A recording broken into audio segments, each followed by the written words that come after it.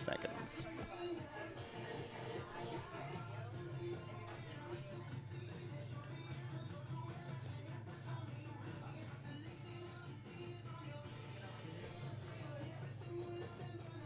Fifteen seconds.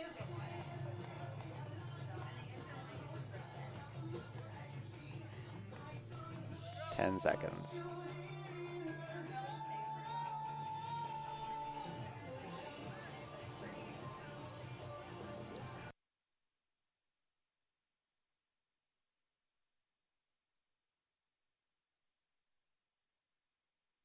We are going to get some Goshen College action. Men's soccer between the Maple Leafs and the Wildcats of Indiana Wesleyan. Tonight's game begins the home stretch for the Leafs, who need to put in some work if they want to improve their seed in the Crossroads Conference Tournament. For now, I'll step aside, but when the broadcast resumes, we'll look at Goshen's road to the playoffs and a preview of tonight's contest. You're listening to pregame coverage of men's soccer right here on 91.1 The Globe, your home for Maple Leaf athletics.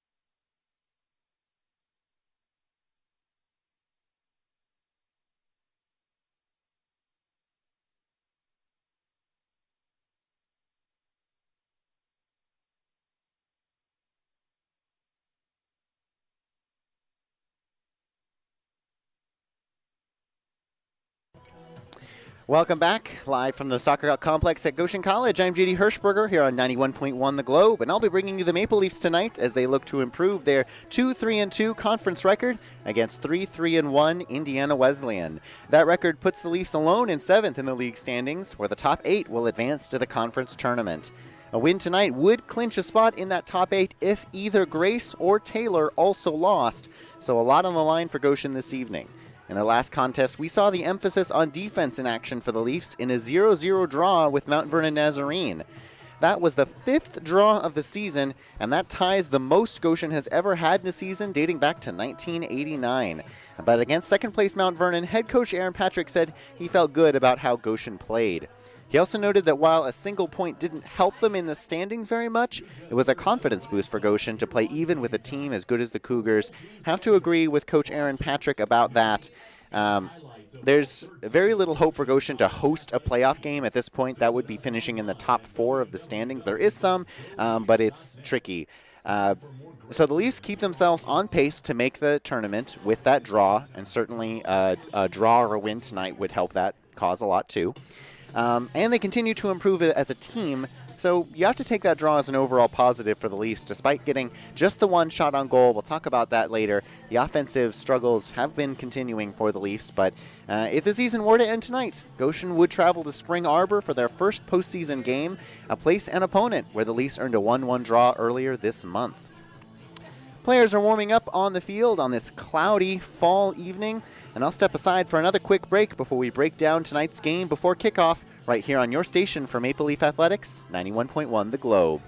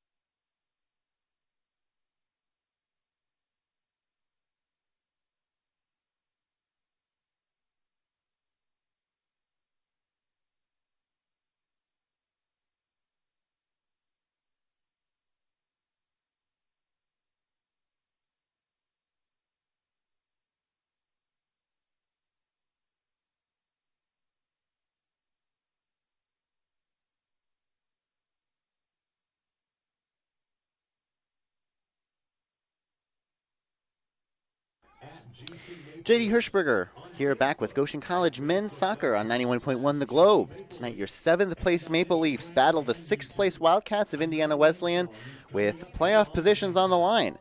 The Wildcats have won 10 straight meetings against Goshen, but no streak can last forever, and the Leafs will look to break this one tonight. Story tonight between these two teams, the defense of Goshen against the offense of IWU. The Wildcats have scored 34 goals on the year through 15 games, and through the same number of games, Goshen has allowed exactly half that many with just 17. That being said, the Leafs still sit at a goal differential of -3 on the season with just 14 goals scored themselves, and IWU with plus 12 having allowed 22. So the Leafs will have some work to do on offense, which is a pretty similar story to what we see with the Leafs. A lot of 0-0, 1-1 results on them, 5 exactly. The most the Leafs has scored in any one game this season still remains 3, just one time, but the number of times the Leafs have been shut out numbers that by quite a bit more. Still, the Leafs have a fighting chance going into this game. Of course they do. If they get 4 points over the course of their next 2 games, tonight and against Grace, I believe, yes, they will then for sure be in that conference tournament. But if they get 3 points over the course of 2 games, which does mean they need to win one of them at least, they will more than likely be in. 2 draws would be iffy for the Leafs to make it. If they want to go and host a conference game, like I said, was still possible, they'll need to win both the games and have some help from other teams. Let's take a look at other stuff happening in the Crossroads League tonight and give you an idea of how the rest of those standings are looking.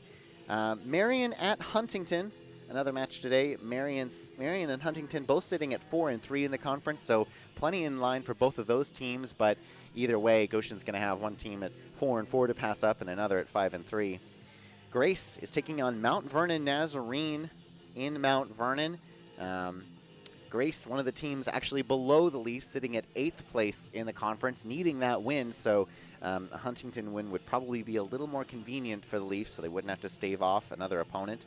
Bethel is taking on Spring Arbor. That's your number 1 and 2 seeds right now facing each other. So Spring Arbor at home looking to knock off number 1 seed Bethel at the moment. Even if Spring Arbor were to win, Bethel would remain at the top of the standings. And finally, Taylor at St. Francis. Those are your 2 bottom dwellers in the Crossroads League. So the result of that game may very well not make much of a difference at the end of the day. Possibly 2 teams that will both fail to make the playoffs.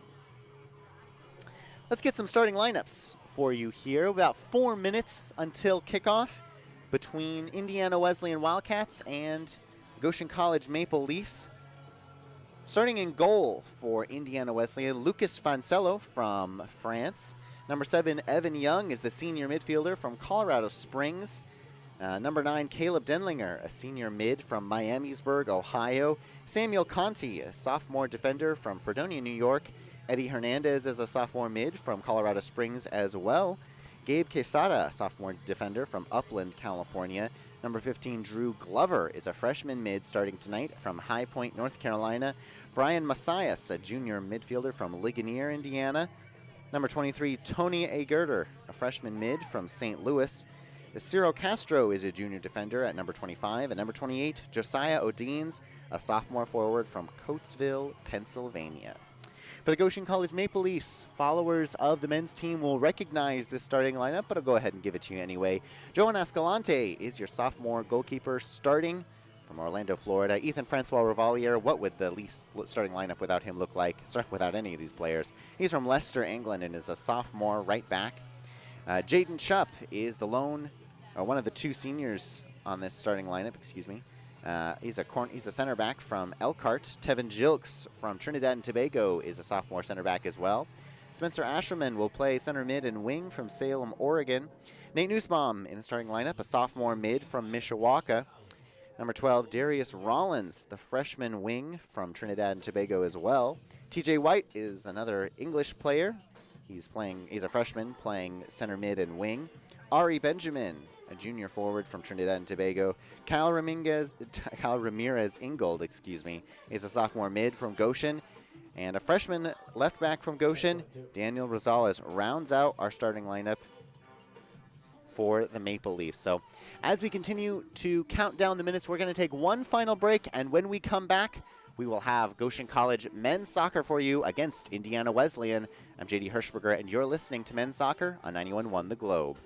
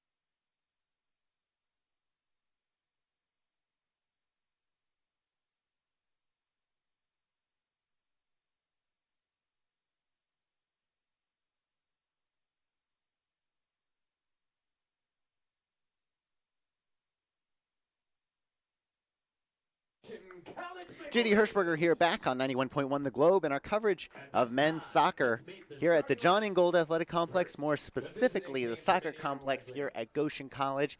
As the players are finally warming up, we're getting our official announcement of those starting lineups.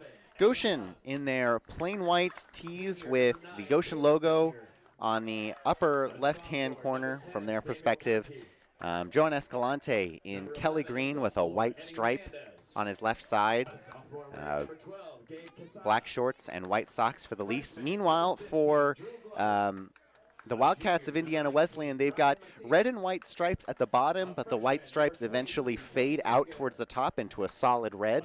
Also have solid red pants and red socks.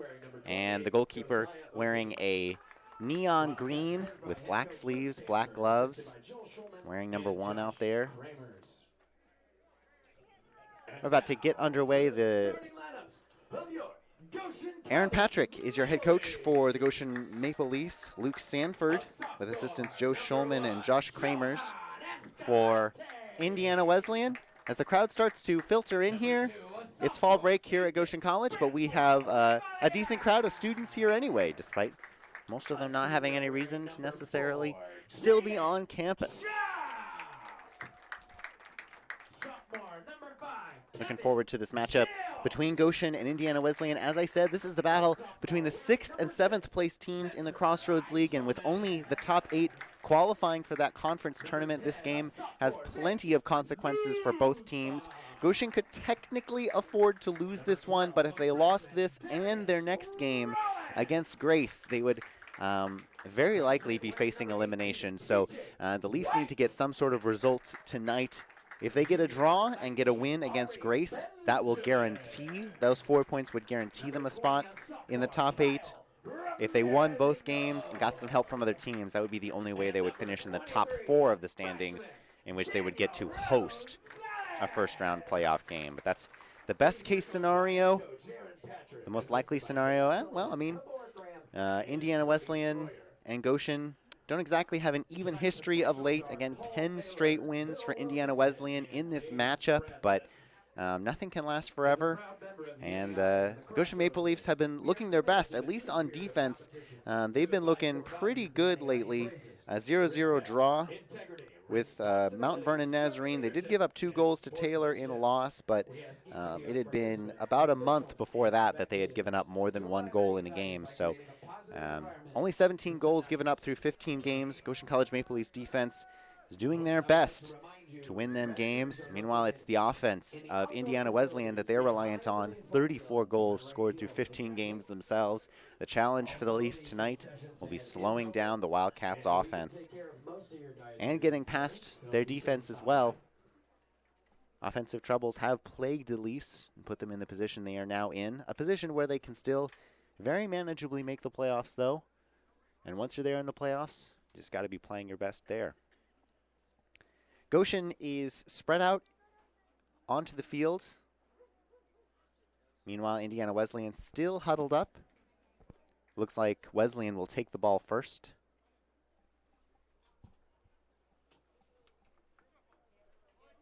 Looks like everybody's ready to play except the Wildcats, and now they are. They are jotting out to their positions, and indeed, the Wildcats will start with the ball. Between the men's basketball team. That's Evan Young and Eddie Hernandez. We're going to have the ball. Oh, excuse me, Caleb Denlinger and Eddie Hernandez and Samuel Conti end up taking the ball. And we're finally off and underway. A quick pass down the field for Indiana Wesleyan is quickly snuffed out by the Leafs defense. And here comes Chupp. Gives it off to the near side. Now right back to Chupp. He tries to go up, deflected off the head of a Wildcat. Eventually finds the head of Nussbaum, trying to take it forward, but that's Hernandez who gets in the way. And the ball moving forward again for the Wildcats. A bit of a juggle in the middle by Castro. He has to give it back to Hernandez here on the near side. Castro has it again, covered closely by Ashelman. Now they switch fields to the far side. That's O'Deans. Gives it back in the middle for Quesada. Quesada charges it forward.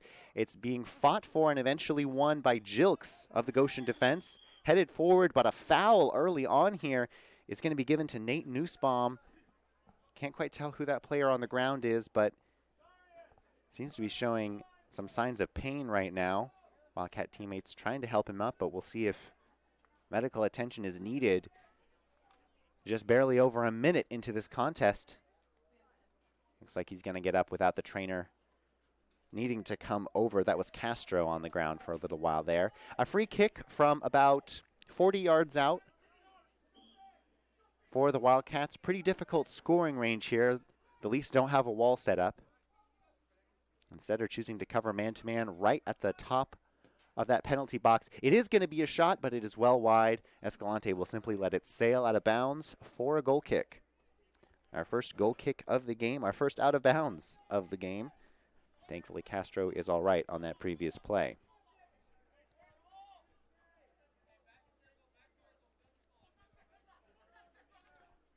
Escalante lines up. Most of his players have retreated to midfield, so he's just going to boot this one. Boots it to the near side. Semi-intercepted. TJ White ends up coming away with it here on the near side. Kicked up by Rosales, and eventually won by Ari Benjamin. He's trying to work against the end line, but it'll be kicked out of bounds for a corner kick, our first corner of the game.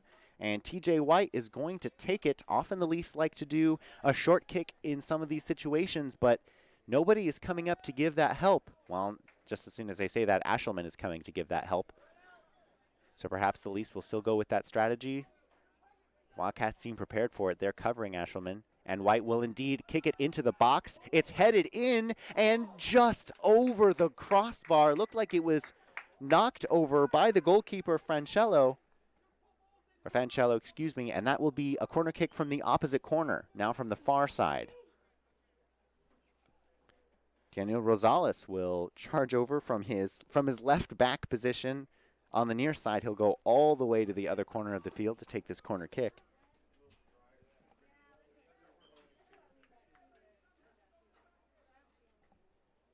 Let's see what we get from Rosales. Once again, he's going to kick it into the box. A short kick, easily defended by the Wildcats, but Ashelman cleans up the mess, tries to get it in. Once again, booted out, however. Easy collection for Jaden Chupp. Pressure just a little bit. No, Chupp makes a mistake. That's a turnover in the backfield. Is Jilks going to get to this ball? No, the Wildcats will. Iwoo's going to get a shot on goal, and it's blocked by Tevin Jilks.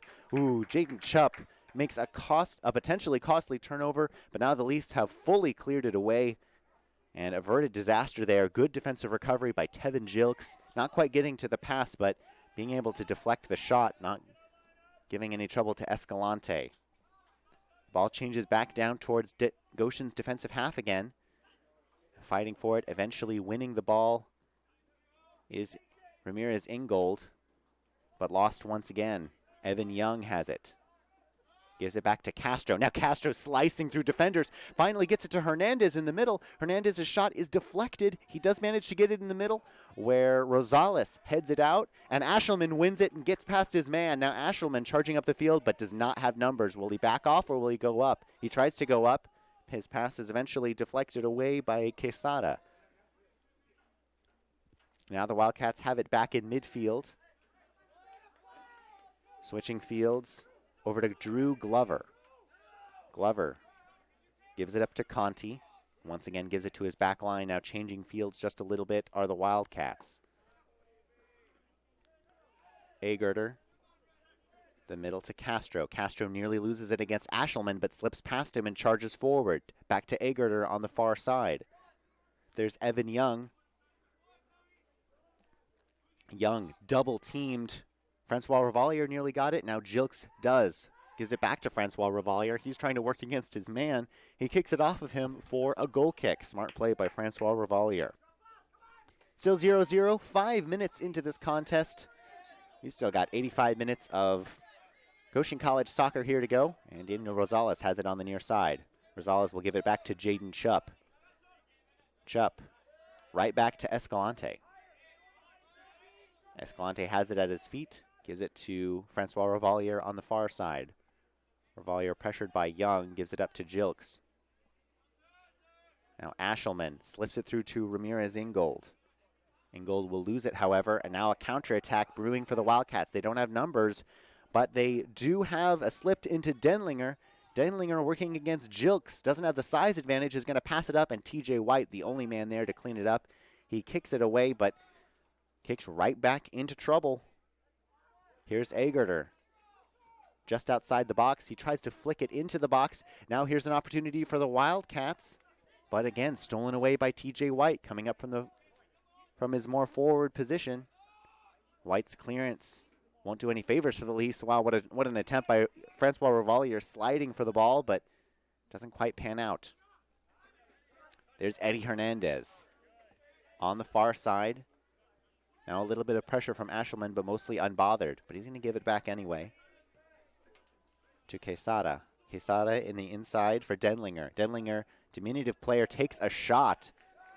Didn't trouble Escalante too much. At least his body language suggested it didn't. It actually didn't miss by very much. At any rate, it's a goal kick.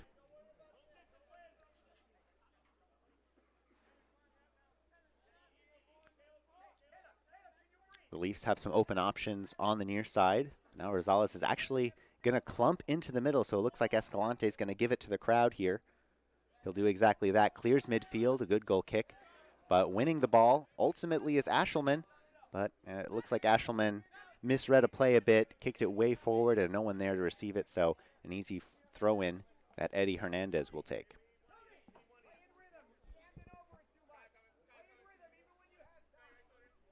Hernandez taking his time. Will finally flick it downfield, looking for Young. Young not able to collect it. Ari Benjamin was nearly able to make a steal in the defensive back line, but it will ultimately fall harmlessly to Quesada. Quesada to Denlinger fighting with it. Denlinger managed to get that away somehow to Conti. Conti has it semi-stolen away by Nussbaum. Conti has it once again, now fully stolen away.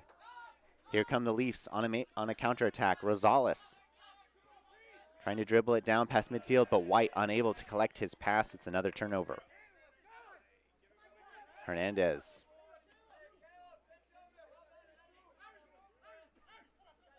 Once again looking to throw it in and taking his time to do so. Doesn't have very many open options. He's eventually going to try to give it to Denlinger, but it's headed out by Ashelman.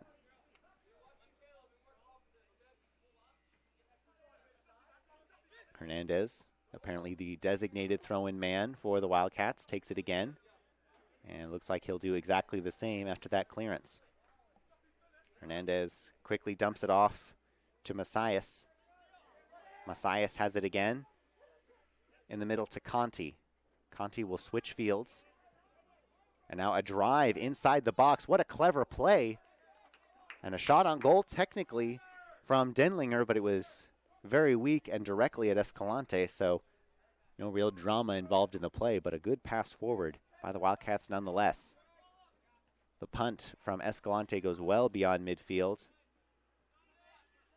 Cleared away by the Wildcats, but Ashelman will come away with it and give it back to his back line. Jaden Shupp, given a little bit of pressure, gives it to the near side of Rosales. Rosales chooses not to dribble, gives it to TJ White. Once again, White can't handle it, and Gonzalez has it at his feet for once. Gonzalez's pass is no good, stolen by Ramirez Ingold, and the Leafs get it back to their goalkeeper, Escalante. The Leafs having to deal with the ball in their own defensive half quite a bit so far, but here's Ari Benjamin, who collects the ball beyond midfield and gives it to Ashelman. Can Ashelman hold on to the ball here? He's going to manage to get it to Benjamin, but then Benjamin loses possession to Evan Young.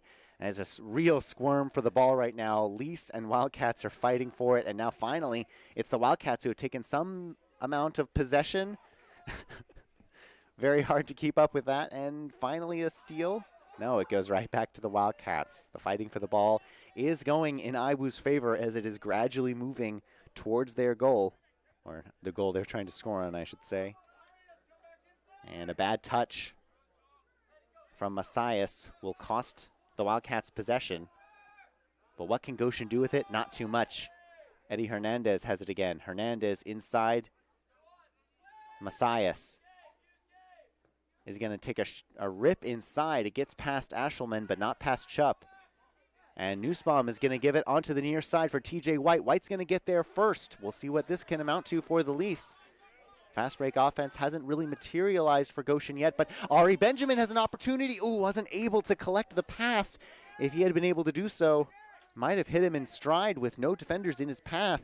Just as I was saying that the fast breaks hadn't been coming, that was the first really good opportunity for one. As it is, Hernandez will collect it at the back line for Indiana Wesleyan after another scrum in midfield. Fancello hasn't had to do much, but he kicks the ball away there, where Daniel Rosales tries to collect it. Wow.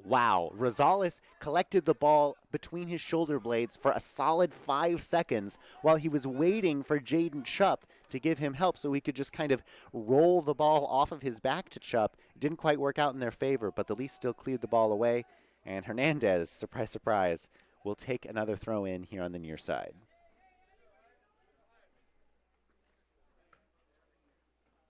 Young tries to flick it forward from Messias. The play didn't work out for Indiana Wesleyan, and it's a throw in for the Leafs. Rosales will take it. Ari Benjamin collects it beyond midfield. TJ White now has it. White tried to get it inside to Nussbaum, but the pass was errant and stolen away. Conti working against Ashelman now. He gets it up to Denlinger. Denlinger slips one man, but Jaden Trupp clears. Ari Benjamin is trying to beat two men here. He will collect the ball temporarily, but couldn't stave off two defenders for very long. It's another counterattack opportunity. Messias will take it into the middle. Who's going to get there first? A Leaf will, who just clears it out to Eddie Hernandez. Hernandez has it at his feet, gives it up ahead to Young. Young's not so great touch off of the pass will result in a turnover eventually. Ari Benjamin doesn't have nearly long enough legs to collect that pass. And once again stolen away by Iwu. Now they have an opportunity brewing once again on the far side, curling it into the box. It's too high for Messias to get there. And a corner kick will be called, in fact. So apparently the ball deflected upwards. And Indiana Wesleyan's first corner kick of the game. We've already had two for the Maple Leafs.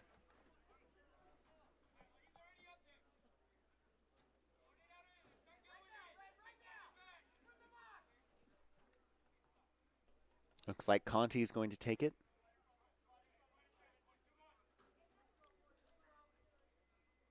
Everybody loading at the same spot in the box for Indiana Wesleyan. The kick is off the hands of Escalante. That's a dangerous position to be in. If you're going to take yourself out of the box, you'd hope to get more contact on it than that, but at the end of the day, it is harmless in of itself, but gives another corner kick to Indiana Wesleyan.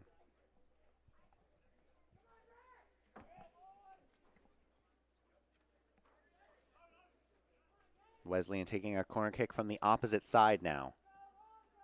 Curls in, and once again is deflected out of bounds off of Escalante. 2 plays in a row, and a third corner coming up.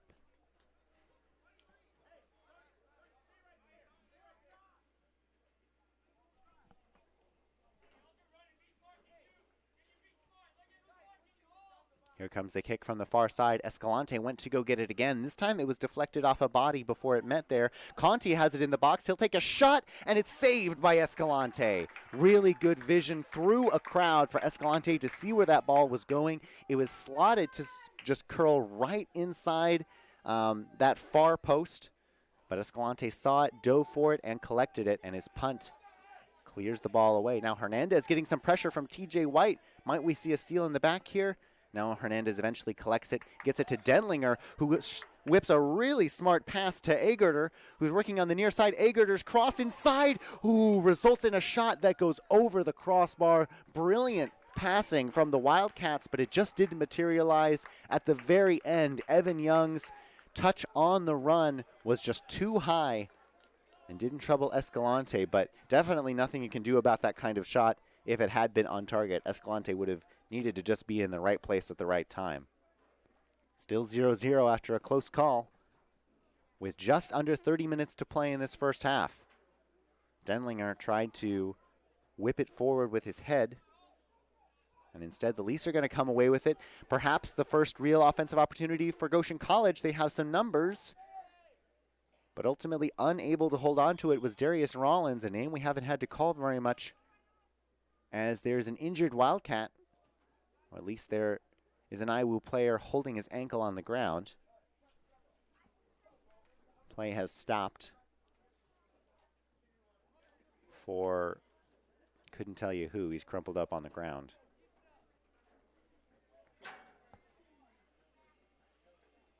And it looks like he's fine. That's Gabe Quesada.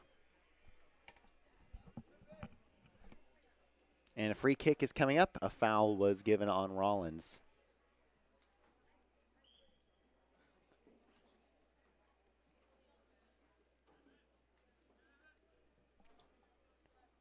Kick stays on the far side, initially collected by Jilks and settled down. Spencer Ashelman tried to deal with it, but he eventually loses it to Evan Young. Young ambushed from behind, but did manage to get his pass off. Francois Revalier working against Denlinger. A scrum for the ball right around the far corner of the penalty box. Dangerous position for the Leafs to be in. Here's a shot from well outside the box, and off a bounce, Escalante collects it.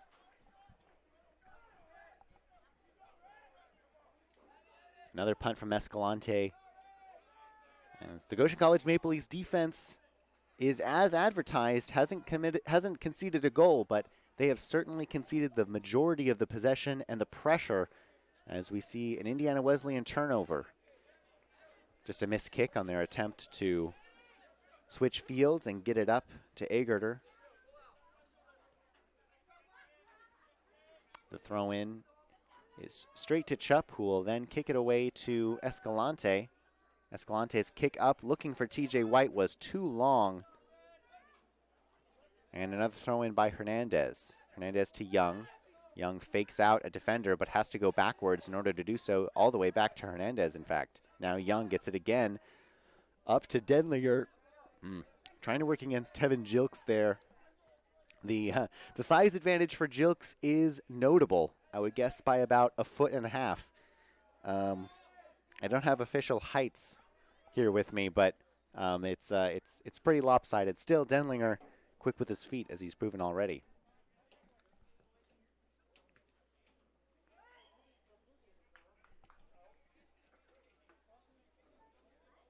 Foul committed on the far side near midfield. Oh, now they're going to roll it way up. No, the referee's going to ask him to bring it right back. I'm not sure how they thought they were going to get away with just kind of flicking the ball about 5 feet forward.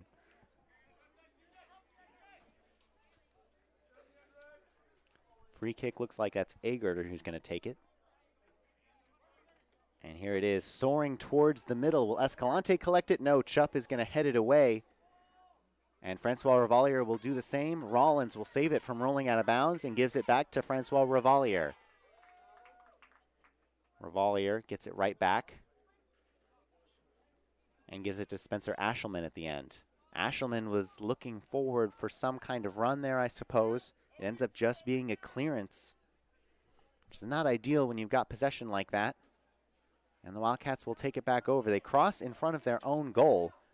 Generally not a good decision, but no Leafs were there to really punish it. So Rosales will take the long kick. And Jaden Chupp will once again be looking long. This time he's actually found something, but it's going to be the goalkeeper who gets to it first. That was something for Darius Rollins there for sure. Nice find by Rosales. And it looks like we're going to have our first substitution of the game. For the Maple Leafs, Ollie Smith, the leading goal scorer on the season, is going to replace Ari Benjamin out there. First sub for either team. Let's see what Smith can do. The freshman wing from Thirsk in England. The throw in to the corner of the box, headed away and controlled by the Wildcats. And now a counterattack is going to be snuffed out by Jilks, who intercepts a pass. Jilks pass to Francois Revalier, not the greatest touch by Revalier. He's going to pay with it by losing possession out of bounds.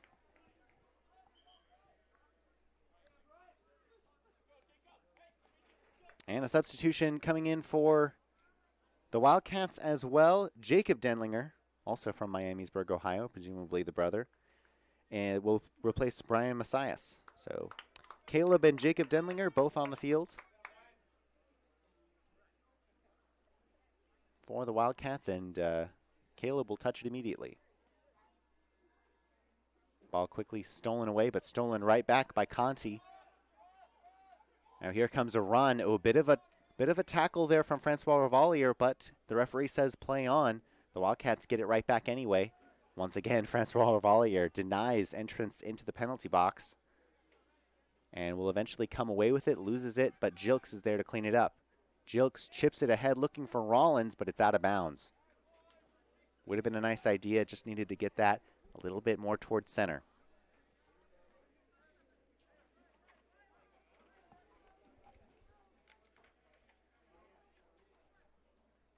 A throw in from the far side, headed back towards the middle, eventually settled down by Conti.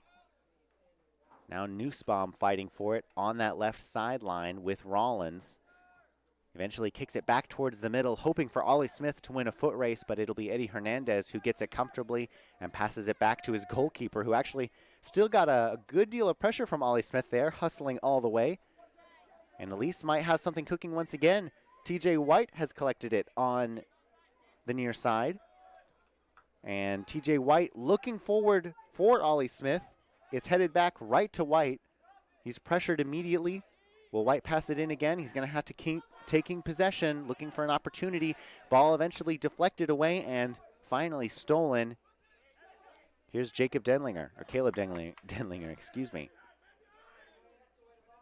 Conti gives it back to Hernandez. Hernandez up ahead to Agerter. Agerter evades a few defenders to Castro. Castro to Conti.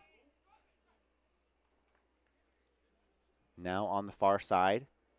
And Conti has it once again, but he loses it immediately. It looked like he slipped on the field. Haven't had any rain or anything like that today, so just didn't quite get his traction. Smith is in hot pursuit of this back line right now, but well handled by Gabe Quesada, clearing the ball away. But Goshen continues to put on some pressure. That was Nate Nussbaum there with an aggressive steal attempt. But that hasn't worked out so far for the Leafs. Neither has been what Iwu's done. Still knotted at 0-0 with just under 23 minutes left to play. You're listening to 91.1 The Globe in our coverage of men's soccer as the Maple Leafs' pursuit for the Crossroads League playoffs continues against Indiana Wesleyan. TJ White will give it back to Rosales on the near side. Some triangle passing to get it to Chupp, who will switch fields. Slow roller to Jilks. Jilks will give it right back to Chupp. Looks like Goshen's trying to decide what they want to do with the ball here. Do eventually get it up into the middle. And now the pass intended for Rosales, not quite good there from Ramirez Ingold. Stolen away by Castro. He has it to Young. Castro has it again. Will he switch fields? He's just going to walk the ball himself to switch fields and eventually to Conti, who's now moving towards the far side. Conti inside to Jacob Denlinger. But it's going to eventually be stolen away by Nussbaum. Up to head to Ashelman. Looks like he's fouled from the back. Yes, correct call. A little bit too hard of an attempt for the ball there. An honest attempt, but just a little bit more physical than the rules allow. Leafs will take a very quick free kick. And now Francois Revalier has it on the far sideline. Up ahead to Ramirez Ingold, to Francois Revalier. He's always an important part of the offense. He's going to give it away to Rollins, who won't win the ball, but he will win a throw-in for the Leafs.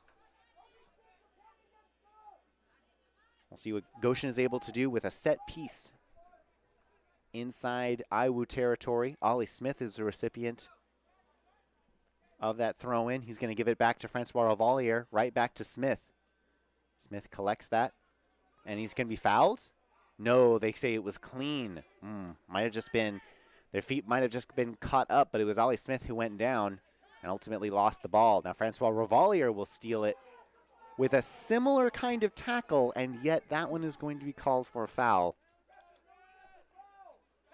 Yeah, the fans here at the John Ingold Athletic Complex not terribly happy to see a bit of a discrepancy in calls, but two borderline plays.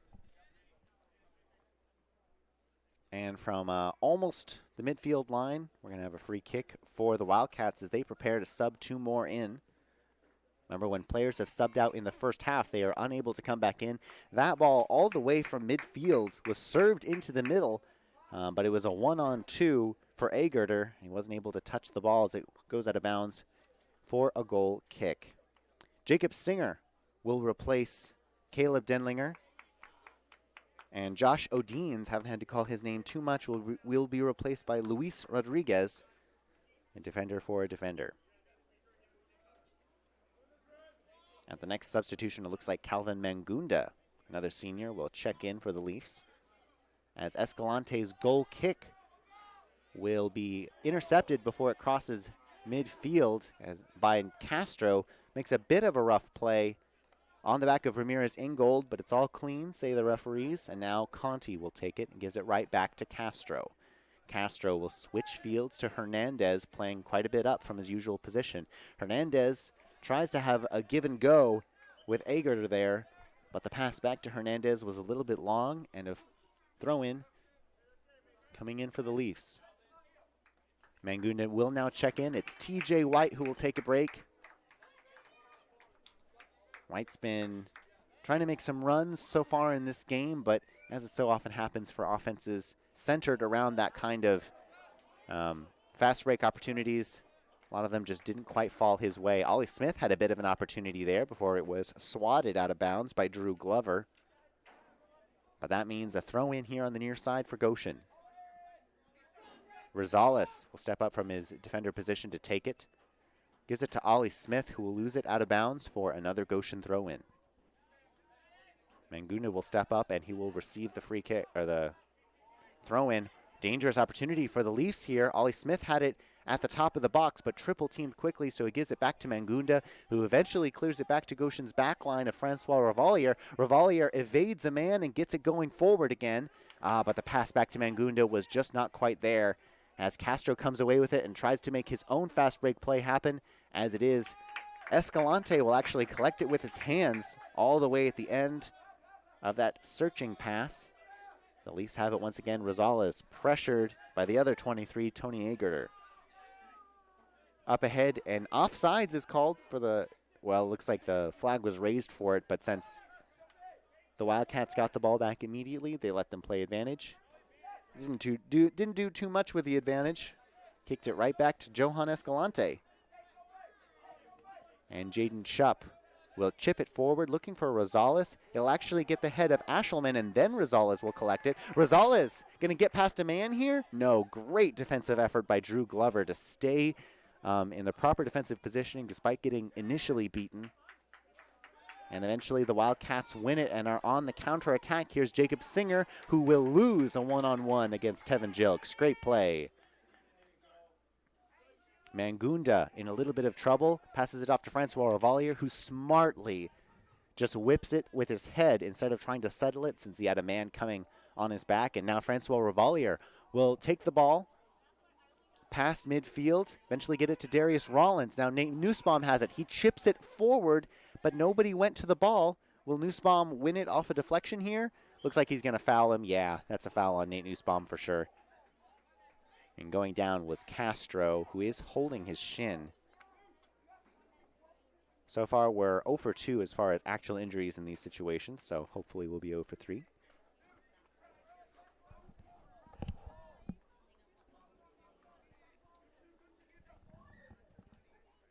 Free kick coming up for the Wildcats.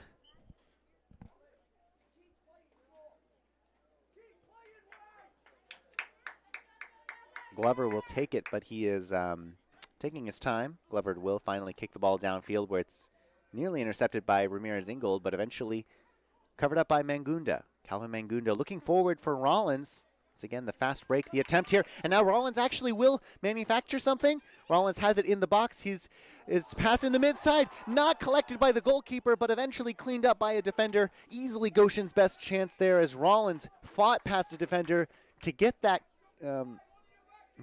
pass on the inside, but unfortunately the Leafs weren't where it ended up going, and a Wildcat, excuse me. And now, after a scrum in the midfield, it gets all the way back to the Wildcat goalkeeper, and Indiana Wesleyan will charge up with the ball once again. Still knotted at 0-0 with about 15 minutes left to go, and what's been an exciting but goalless first half. Going up with it all the way to Evan Young are the Wildcats. Young fighting against Jilks, having a tough time about it, has to go backwards quite a bit. That's an okay way to play defense. You don't always need to steal possession. Sometimes you can just force the ball to go backwards and let them keep possession. You don't want to slip past them by making too aggressive of a stab. And Jaden Chupp will eventually win a ball going forward. It's going to be allowed to roll out of bounds, and Eddie Hernandez is there to throw it in. Immediately does so, looking for Singer. Singer working against Ramirez Ingold. He will cross it into the middle. It's chipped directly upwards, and Chupp will head it straight to Spencer Ashelman. Great play by Chupp, and it's eventually cleared all the way to the Indiana Wesleyan back line. Wesleyan manages to make it over the head of Calvin Mangunda, so here comes another opportunity. Looks like that will not be called a foul. Falling on the ground was a Wildcat there, but it's of no consequence as the play continues with Ethan Francois Revalier. 4-on-4 is the situation here over midfield, but Revalier will actually kick it back. And now here's Jilks, who will lose the ball at midfield. One back by Mangunda, but one back for whom? One back for the Wildcats. Sliding in to stop a fast break attempt is Escalante. He collects it with his hands and throws it. And eventually Nate Nussbaum will collect it in the middle, gives it off to Tevin Jilks, still in Goshen's defensive third. Jilks will pass it right back to Escalante, not wanting to take any chances here. Escalante is just going to, well, looked like he was going to do it, but now he dribbles it beyond the penalty box. He's going to just dribble it as far as the Wildcats will allow him to. He finally does clear it to Rollins, who saves it from going out of bounds to Mangunda. Hernandez will intercept a pass intended for Ashelman, though, and stolen right back. Rosales. Now Rosales has it at the corner. He's going to slip a short one to Ashelman, who tries to dance around, but a desperate cross attempt by Ashelman as he's being swarmed by defenders is well off the mark and goes out for a goal kick. Decent opportunity for a fast break there, but Goshen once again just not quite getting the ball to fall their way as another substitution comes in for the Wildcats, exiting the game Tony Agerter, and replacing him, C.J. Strawster, a freshman mid from Grand Rapids. The goal kick going to be taken by Fancello.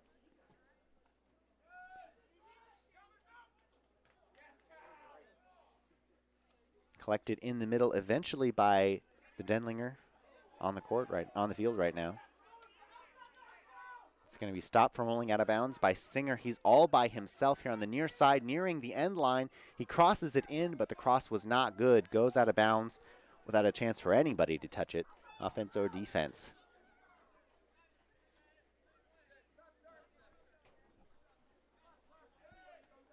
Escalante will take another goal kick.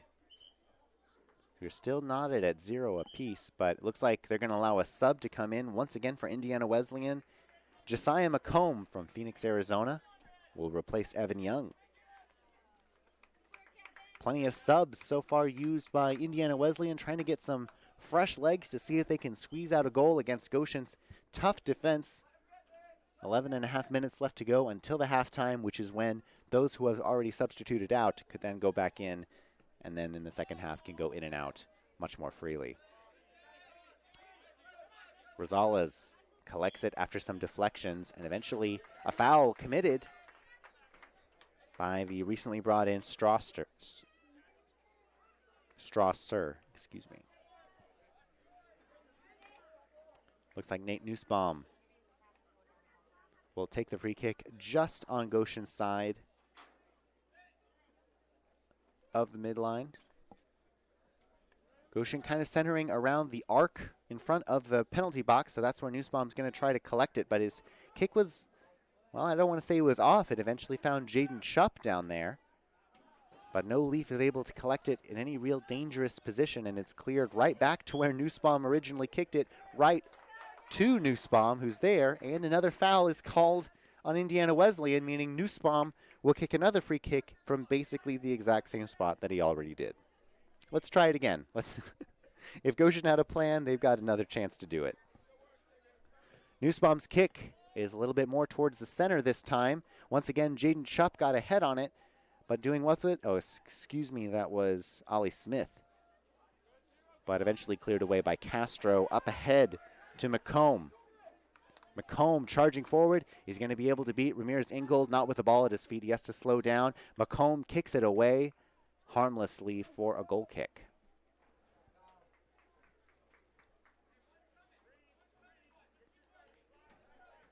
Escalante has been a busy man with his feet so far this game, but he's only had to make 1 or 2 saves. I believe 2 would be the technical limit. A couple of those would only very marginally be considered saves. One real good opportunity for each team on offense, but it has been largely a game played on Goshen's side of the field, but not one played necessarily in either team's penalty box. As Goshen doing their classic bend, don't break kind of defense that has produced an excellent goals against average so far this season of barely over 1 per game. Still, Goshen looking to get on the scoreboard themselves for a win that would really help them in the Crossroads standings. A draw would help them somewhat, but they basically need to win one of their next 2 games, so might as well start with this one. Mangunda's kick to the side, not sure who he was looking for, but it eventually found Francois Revalier, who just ran to go get it. Revalier seeking pass, was looking for Ashelman on the near side, but deflected away, and Indiana Wesleyan not necessarily collect it, but kick it towards the far sideline where it will go out of bounds off of Goshen.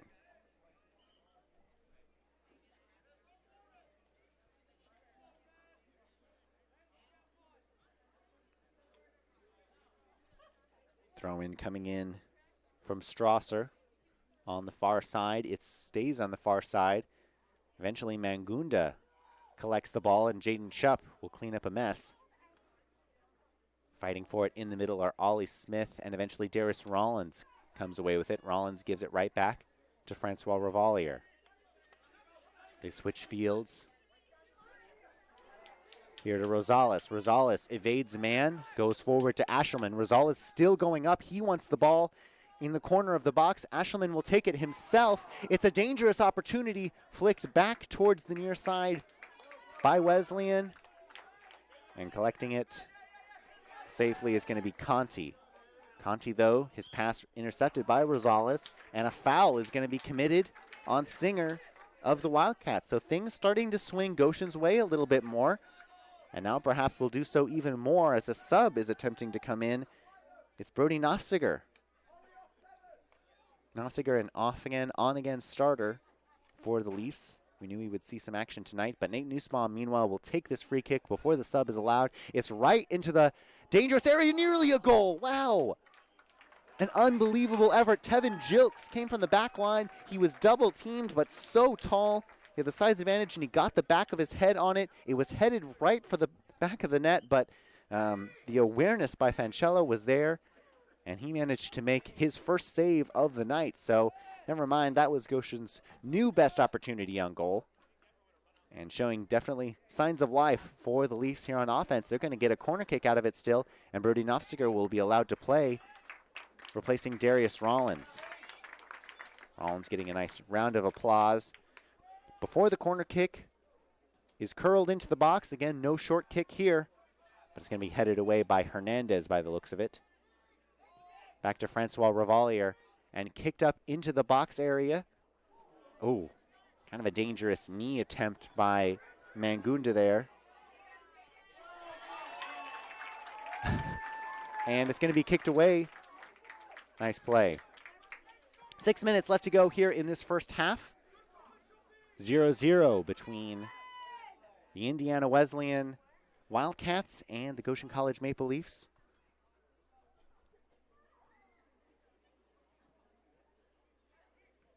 Eventually taken a kind of a hard tackle there by Ashelman, but won by the Wildcats. Isaac Bronkema came in at the same time that Brody Nofziger did. He has the ball, and he's going to take a throw in.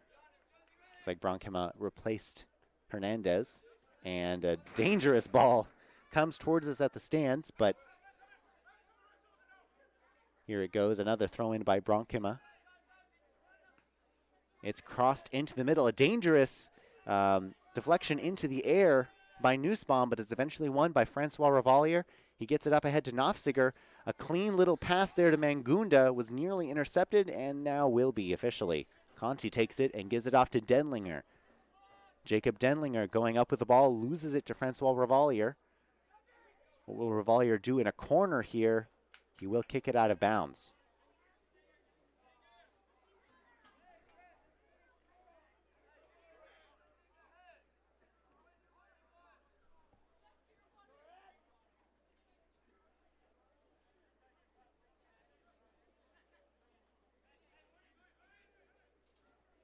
Comes a throw in from basically the corner kick spot.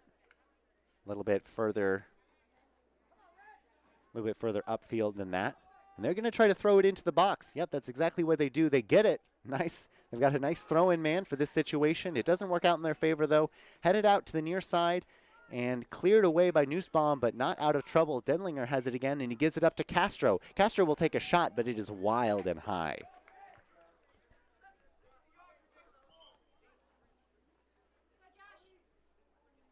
And Josh Stoltzfus, another senior, is going to step in for his first game action, replacing Spencer Ashelman.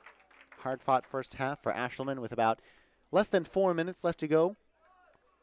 Still goalless, and again, that does work for the Leafs to settle for a draw in one of their last two games, but have to get a win in one of them. Or if not need, would heavily appreciate. Ball given down to Escalante's part of the field, but he couldn't wait for it to roll into the penalty box where he could pick it up, so he kicks it out of bounds to set up a throw opportunity. The Wildcats will put in Jacob Singer, presumably the same man who threw it in earlier. Yeah, I would just assume so based on that throw. It's headed out, but not out of danger. That off-the-fly attempt by C.J. Strasser, nowhere near the goal. And we're going to have yet another goal kick for Escalante. Would love to see the Leafs put together some more offensive opportunities, but having a little bit of trouble getting it out of their zone over the last 3 minutes. Escalante's goal kick Should settle it back in the midfield, but we'll see who takes possession. He will do exactly that, a low liner this time. Really good find with the head of Nofziger. He hits it forward, but it's eventually going to be won by Iwu again. No, it won't. Great recovery from Ollie Smith coming back to the back line. Smith has it once again, working against doing some ankle breaking for a little bit, but eventually triple teamed by Castro, who takes it away and gives it up to Singer. Singer working against Ramirez, Ingold, and Ollie Smith. Singer eventually gets it inside to Strasser, who loses the ball immediately. Now Castro and Smith fighting for it. Who touched it last? It was Smith. Bronkema to Strasser to Castro. Bronkema eventually kicks it forward to Jaden Chupp, who will receive a foul on the part of Singer. A frustrated sigh from Singer. That's at least the second foul we've seen attributed to him, and it kills an offensive opportunity for the Wildcats. They've had more opportunities quantity-wise, but I'd almost say quality-wise. It's been the Leafs who have been actually closer to scoring a goal. Both teams have had at least one shot that was nicely saved by their respective goalkeepers. As once again, the result of a play in neutral results in an offensive opportunity for the Wildcats. Bronkema will throw this one in. 1 minute. Does he have an opportunity with just the 1 minute left to go in this first half? It's going to be kicked up into the air. Bronkema will not let it go out of bounds. Instead, it's Ollie Smith who comes away with it and gives it over to Rosales. Rosales trying to run up the field, knowing not much time left. Might as well try for something now. And Mangunda makes a steal on the back line. And what's this going to be for Josh Stolzfus? Is he going to win this ball? No, he won't. Eventually loses it, but out of bounds to Luis Rodriguez. And here's an opportunity for the Leafs. 28 seconds left to go. Lose possession. Castro will come away with it. A 3-on-5. Not in the Wildcats' favor. And Jilks eventually comes away with a steal on the first pass attempt they make.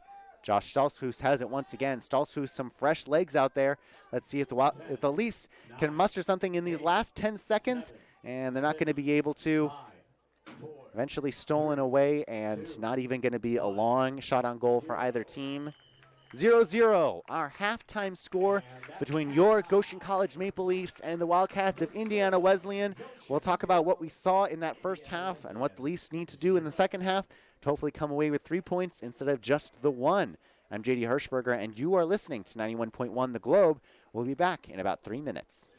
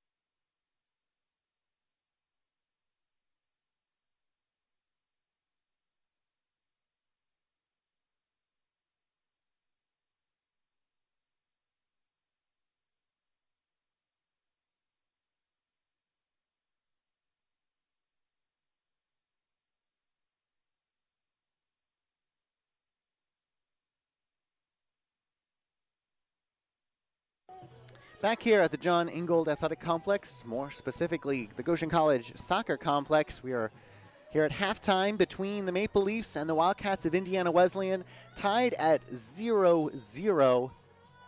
And not an unusual scoreline for the Leafs to have. 0-0 was the result of their last game against Mount Vernon Nazarene, and so it is here. The Wildcats have won 10 straight meetings against your Maple Leafs, but that's not meaning too much right now at 0-0. This is a game both teams really would like to win. If the result stays, they'll both stay in 6th and 7th place respectively, but certainly 3 points is all about just about necessary for the Leafs to do it. 3 points would probably be enough, but would a draw here and a draw against Grace be enough? It's a lot iffier, so the Leafs need to get something going on offense. They had some stuff going on offense, particularly late in that second half. Tevin Jilks' header in double coverage nearly slipped past the goalkeeper.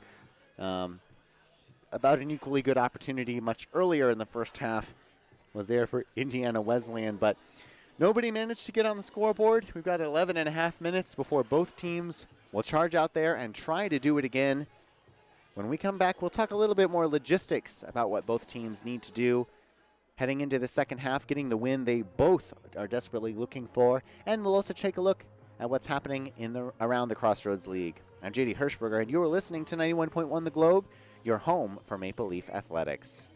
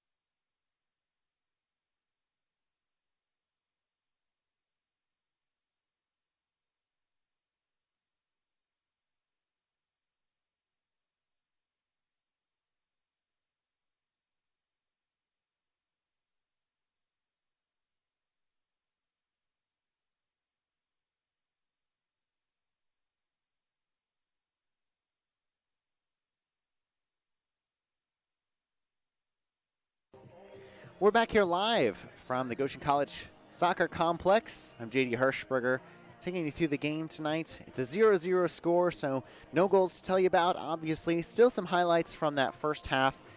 We had a very near goal about midway through the first half on Indiana Wesleyan side. In fact, they held the ball for the majority of that first half in Goshen's defensive side, but the Goshen defense really didn't allow them into the penalty box very often. That was one of the very few real opportunities on goal that the Wildcats afforded themselves, and a great save by Johan Escalante in a crowd of players. Meanwhile, for the Leafs, a Darius Rollins run resulted in a cross into the middle that slipped past the goalkeeper, but fortunately no Leafs were there to put it into the back of the net. They had overrun the play because of a deflection off of the goalkeeper's hands.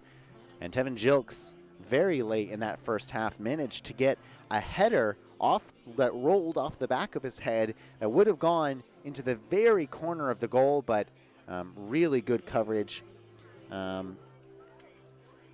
by the Wildcat goalkeeper, Lucas Fancello, managed to make the save. So we're still knotted at 0-0, but not without things to talk about. It's a pretty typical game we've seen from the Maple Leafs so far, playing a brand of soccer which focuses very much on not allowing goals. It's what manifested themselves into a great goals per game average of barely over 1, 17 goals allowed in 15 games so far this season, now just 17 allowed in 15 and a half games. But like we said, draws will only take you so far at the end of the day. The Maple Leafs really do need a win going forward, and they can get it against Grace and settle for the draw tonight. But Goshen, I assume, will make some changes on offense. They didn't hold possession back there very often, but of course, as we've already mentioned, it's kind of Goshen's game plan: sacrifice offensive possessions by only putting a few men forward and hope for some fast break plays. They give long passes for fast break opportunities quite often, and only very occasionally will that work into a tangible shot. But as long as you play that bend, don't break defense and hope for the right fast break to happen kind of offense, you do kind of count on something breaking eventually, and it very nearly did for the Maple Leafs. So I don't know that they'll change their style in any substantial way, but maybe see a little bit more Josh Stoltzfus and Brody Nofziger. There at the end of the first half, they gave a real spark plug, and I'm honestly a little bit surprised we didn't see them in the starting lineup. Some stalwarts on offense. We'll see what Aaron Patrick chooses to do. He's tinkered around with this Maple Leaf lineup, particularly among the offensive players, quite a bit. So what we see in that second half may be the exact same as the first half, maybe completely different. We've got 5 minutes left to go until the second half resumes. We'll take another quick break, and when we come back, the Maple Leafs will get underway in the second half. You're listening to 91.1 The Globe. This is Maple Leaf Athletics. Thank you. Give me 3 again. This is difficult to do by yourself.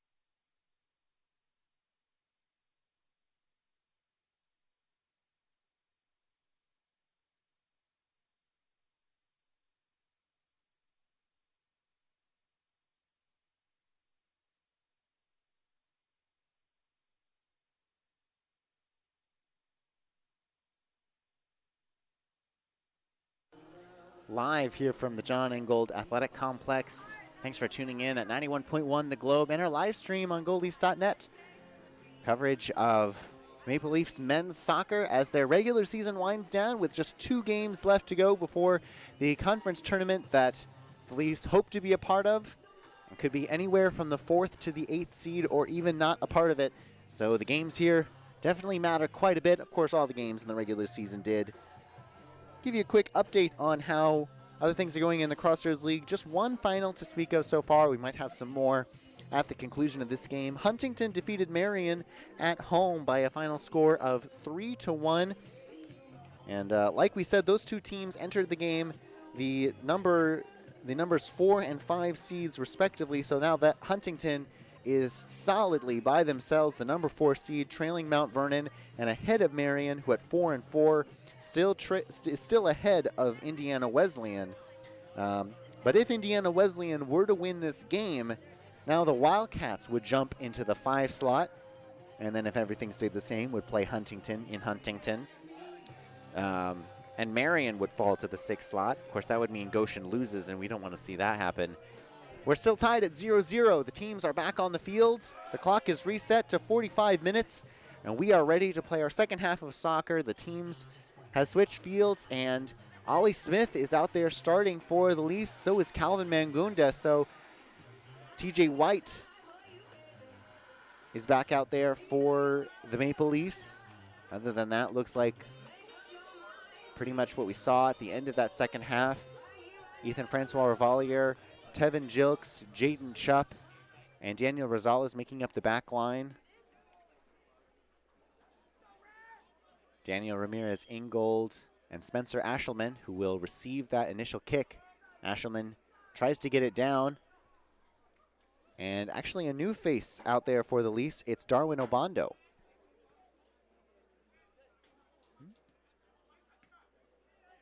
Leafs have it in midfield. Mangunda gives it back. Now to the far side.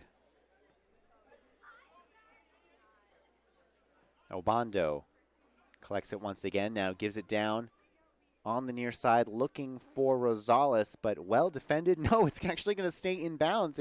He was guarding the ball as if it was going to go over the line, and now the Leafs have it in the penalty zone. What's Spencer Ashelman going to do? It wasn't able to collect it real well, so he gives it back to Ramirez Ingold. Ethan Francois Revalier will curl it inside. Defended away by Castro, but right back to Francois Revalier. He's double teamed, but it goes out of bounds off of Messias. TJ White collects it now and kicks it out of bounds. No, they say it's off White. A throw in near the corner kick flag for Hernandez. Now it's inside to Ollie Smith. Smith keeps it in bounds, but will he keep possession? No, he won't. But it's kicked out of bounds to Ramirez Ingold. What will he do? Nice little slip inside to Mangunda. Oh, his pass to Ollie Smith was a great idea, but just intercepted. And now play has been stopped to help TJ White, who tried to walk off an injury, but now has been stopped. And the medical team has been called on to help TJ White. So we've got a bit of a stoppage in action here as White is being attended to. He's on his feet.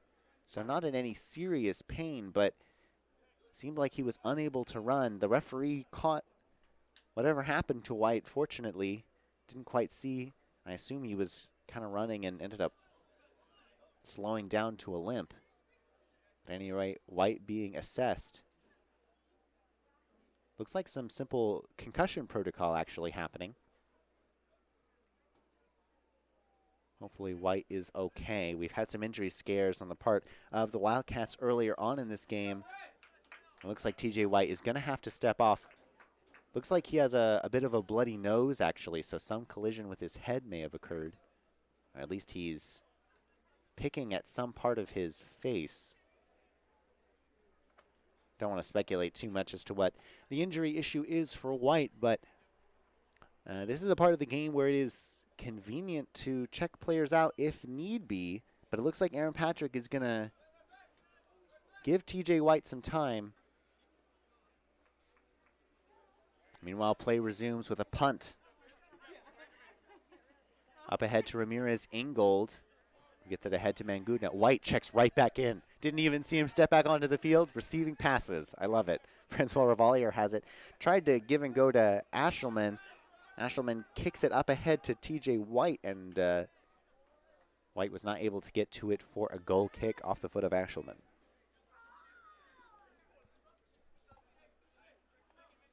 Just over 2 minutes into this first half, still goalless between the Wildcats of Indiana Wesleyan and your Maple Leafs of Goshen College. Luis Rodriguez gets the second half start for the Wildcats. He kicks it right back to Quesada. Now there's Drew Glover. Eddie Hernandez working on the far side, gives it up to Evan Young back in the lineup. Young switches fields drastically, eventually tracked down by Messias, but not before he's double teamed by Revalier and White. They'll play it to their back line again. Quesada up ahead to Messias. Messias slips past his man, but his pass to Castro forces him to simply switch fields. Hernandez. Back to Castro. Castro looking for someone inside, but instead settles for Quesada on the back line. Quesada whips it ahead here on the near side. The Leafs not allowing entrance into the penalty box, and they're going to earn a goal kick. I'm a little bit surprised. Looked like that ball went off of TJ White, but I won't argue with it. Johan Escalante will have yet another goal kick. He's had no shortage of them tonight.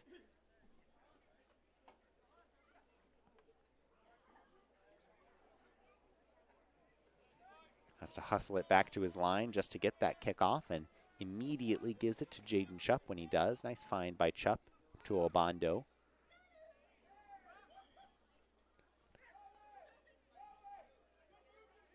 Looks like a foul is going to be assessed on the inside there. Well, Leafs are going to have a free kick, so I would just assume so.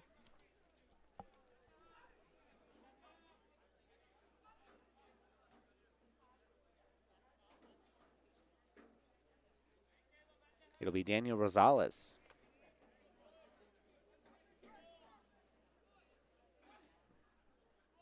Kicks it up to just inside the penalty box. It is going to be collected by Ashelman in a dangerous position. Chupp gives it up to Kyle Ramirez Ingold. Ingold not able to maneuver the ball to a teammate.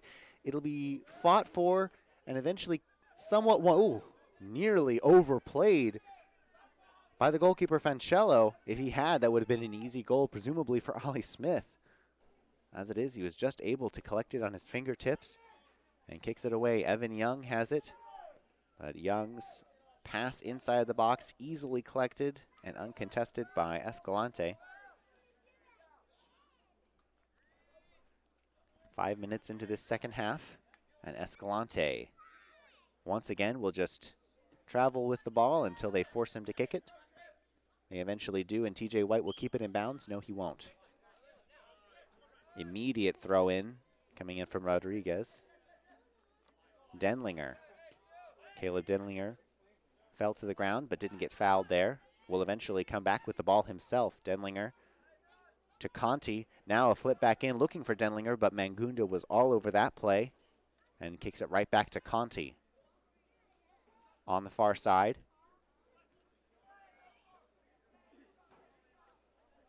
Eventually stolen away by the Leafs once again, Jaden Chupp.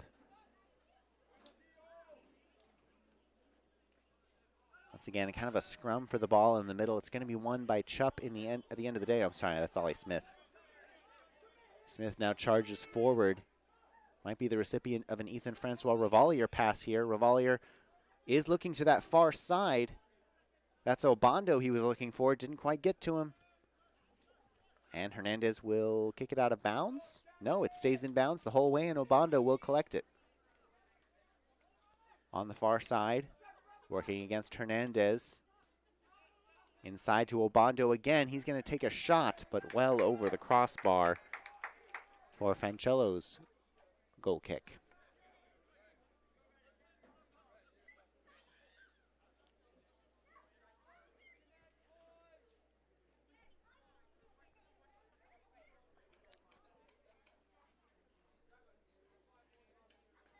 Vancello just wanted to clear his cleats off of dirt before he kicks this one. Allows everyone to settle in the middle and will let it fly. It's a high ball, but it'll only make it to the midfield, where it's eventually won by the Leafs. Asherman will kick it up ahead, but not a great pass. Ollie Smith had no chance to get to it. It's another throw-in for the Wildcats of Indiana Wesleyan. Not too much action to speak of so far in this first half. Both teams looking like they're kind of trying to get their legs again in the second half of action. Similar to what we saw in the first half, where the majority of the action happened near the end, particularly for the Leafs. Wildcats charging up with the ball once again. Are they going to keep possession here, fighting with it? Is Mangunda eventually winning it away, and Chup will simply clear it upwards. Castro has it in the middle. Gives it back. Now that's Rodriguez streaking down the side. Francois Revalier will head it out of bounds. Tried to save it before it did, but definitely went over that line.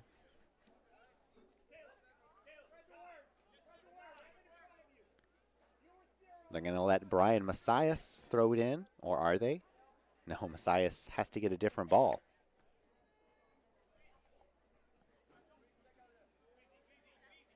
Messias gives it short to Young, who gives it right back. Now Messias, well-executed play on the throw-in. Rodriguez has it, and he gives it back towards the middle. All the way to the back line. Well-planned-out escape from that corner, I suppose. We'll see what they get out of it. Here's Dendlinger, who dribbles the ball too far in front of his person, but not stolen away by the Leafs.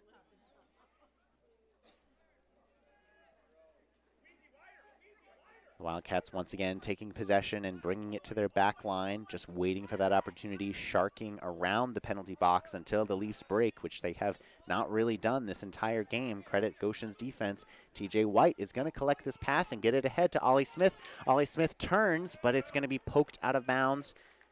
Good play there by Drew Glover. Fancy footwork from Ollie Smith, but a defender in the right position is almost always going to find that opportunity to stab for the ball, just to get it out of play and allow his defense to come and help him again. That's kind of the weakness of trying to fast break so often. All you need to end a fast break style of offense is kick it out of bounds. Now here's TJ White. White is going to serve it into the middle. He has men. Ooh, but just headed away by Hernandez on the way to Obando. And where's it going to go? Out of bounds? Off of the Wildcats.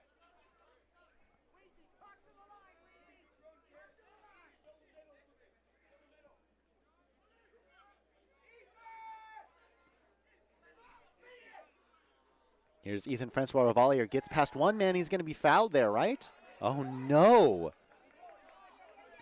The crowd wanted it. I wanted it. It was not meant to be. Rodriguez is going to come away with it again and give it to Young. Rodriguez. Challenged by Ramirez Ingold. Will have to give it off to Dendlinger. Dendlinger working against Mangunda, who's had his number. Now here's Conti. Getting it up forward. Not a great pass. Hernandez had to stop his momentum going forward, get it back to Conti on the back line. Castro working against Mangunda in the middle. On the near side to Rodriguez. Will Rodriguez try to serve it in? No, he goes short. And eventually Ethan Francois Revalier comes away with it. Bit of a shove by TJ White, but ref says play on. Back towards the middle, Tevin Jilks will give it to his goalkeeper, Escalante. Escalante has got a free man open in Jaden Chup, and that's where he kicks it. Chup keeps it on the near side. His pass deflected right back to him. And now it is Daniel Rosales writhing on the ground. After a slide tackle is deemed a foul at the end of the day.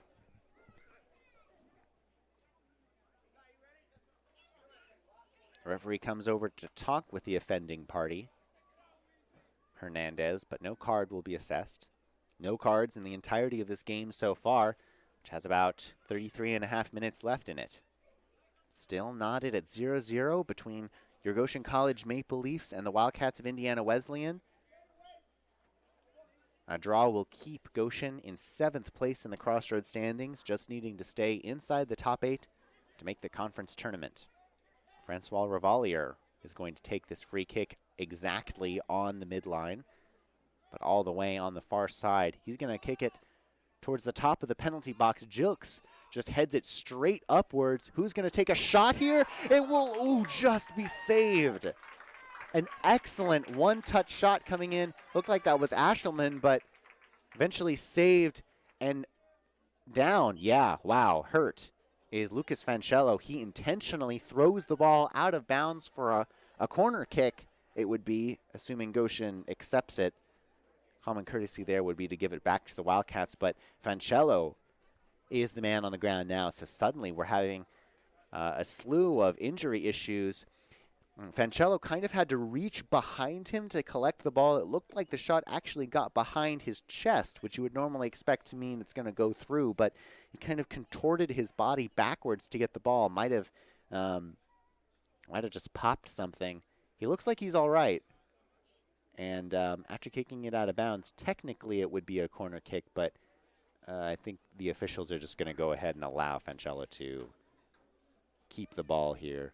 Both teams are taking the opportunity to huddle up, even though Fancello is back in. And yes, the referee is asking everybody to get back in your positions, ready to play once again. We did stop the clock for that, so 32-49. It technically would be a corner kick, but they're going to respect the injured player there and allow it to be a goal kick in a situation in which it was in the hands of Fancello. Ordinarily, I don't have a qualm with that. No one here at the Goshen College Soccer Complex does either. And we've resumed play. Up ahead to Messias, working against Ethan Francois Revalier. He gets a screen of sorts, but his pass was off the mark, eventually stolen away. TJ White had it for a minute, but lost it to Castro, who now finds his own fast break opportunity, but not quite an accurate enough pass, as Tevin Jilks will give it to his goalkeeper Escalante, whose kick upwards is going to go out of bounds, and Francois Revalier will have a throw-in off of the Iwu deflection. Going up ahead to Ollie Smith. It's headed out of bounds, so they move forward from one throw-in to another. Francois Revalier once again. Looks like he wanted to go to Ollie Smith, now he still will. Revalier will kick it inwards, headed away by Conti. And now a shot registered, but not even close to goal by Kyle Ramirez-Ingold. And finally, a substitution is going to come in. First time in the second half. Indiana Wesleyan's Josiah Odines, a starter, will replace Luis Rodriguez. Didn't call Odines' name too much, playing from a defender position, but now the Leafs are threatening a lot more. Hopefully we'll have to speak about how TJ White is pressuring Odines and how Odines trying to catch up with the offense. Bit of a opportunity there for the Leafs, but never really materialized into anything, as it's going to harmlessly be kicked out of bounds by Glover. Still a throw-in for the Leafs. And they won't keep possession for very long. Castro will intercept it, but Jilks takes it right back. And now, is that onside? No, they rule that it is not. A very late offsides call. It was well after he collected it, but I would say it was pretty close to being offside, so I don't really have a qualm with the call itself.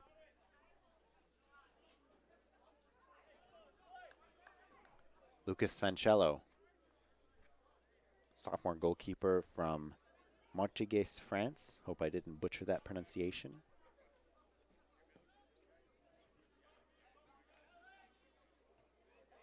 His long free kick there is going to be headed back by Jaden Chupp. Eventually finds the feet of Glover. Will give it forward to his teammate. And Castro took a bit of a misstep on his way to the ball, but eventually recovered and gets past a sea of defenders just to get it to the far side and Eddie Hernandez. Hernandez back inside to Castro and switches fields to Quesada. Quesada charges up with it, not really met by any pressure. And here's Josiah Odines. Odines working into the middle. What a shot attempt by Denlinger off a deflection. Escalante was nowhere in position to stop it, but it just missed goal. So an electrifying shot from Denlinger wakes up the kind of monotony the game had settled into, but still no goals with 29.5 minutes left to play. We have since seen the return of Brody Nofziger. Tevin Jilks still looking for a man to pass it to, and he's eventually just going to pass it out of bounds.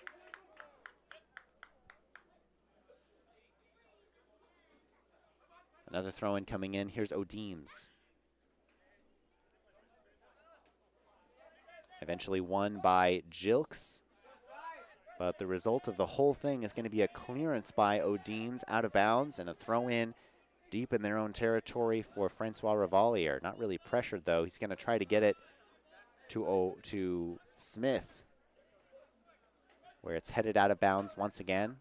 And the pretty much exact same attempt, but this time to Nofziger, will be thwarted and kicked away by Castro. Jilks cleans it up as a little bit of rain has actually started to fall here at Goshen College, so might be a factor as both teams are still trying to get on the scoreboard for the first time tonight. 0-0 was the result of Goshen's last game against Mount Vernon Nazarene and is shaping up to be the result of this one as well. And now it is actually falling in full force as Denlinger has a bit of a fast break attempt. I say a bit of one because as soon as he was met by pressure, he took a 20-foot shot and did not work out for him, well over the crossbar.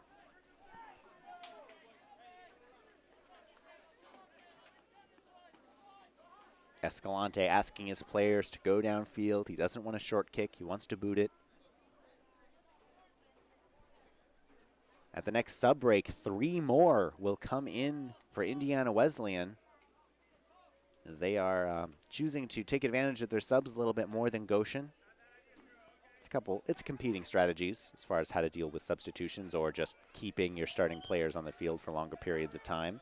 Those subbing in now are Stephen Klein for the first time, Will McComb for the first time, and checking back in for the first time in the second half, Jacob Singer. And it looks like we're going to see Caleb Denlinger, Brian Messias, and Tony Agerter leave the game.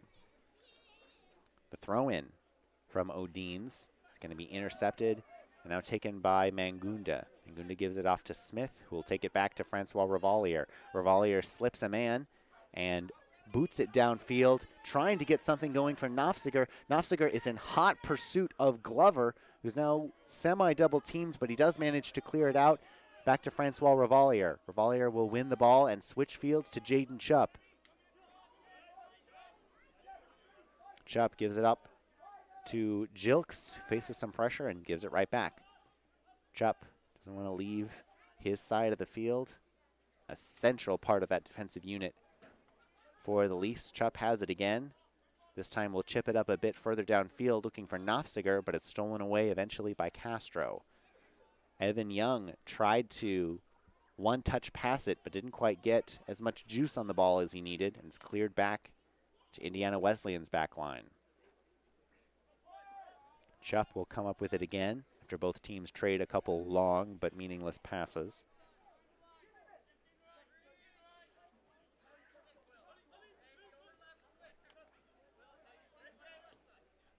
Jilks up ahead to Ollie Smith now. Jilks working on the near side looking for Ethan Francois Revalier, and just went under the foot of Revalier and out of bounds. Another Josiah Odines throw in, but a whistle's going to stop it. And Odines is called out for throwing it in a little bit too far upfield. Referee beckons him back for another throw.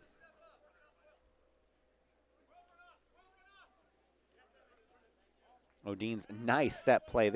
They've shown a couple of set plays here off of throw-ins that have earned them some interesting possessions, but obviously nothing terribly threatening. Francois Revalier just kicks it out of bounds, though, so they are moving up the near sideline here, right up until Castro chooses to give it to the back line again.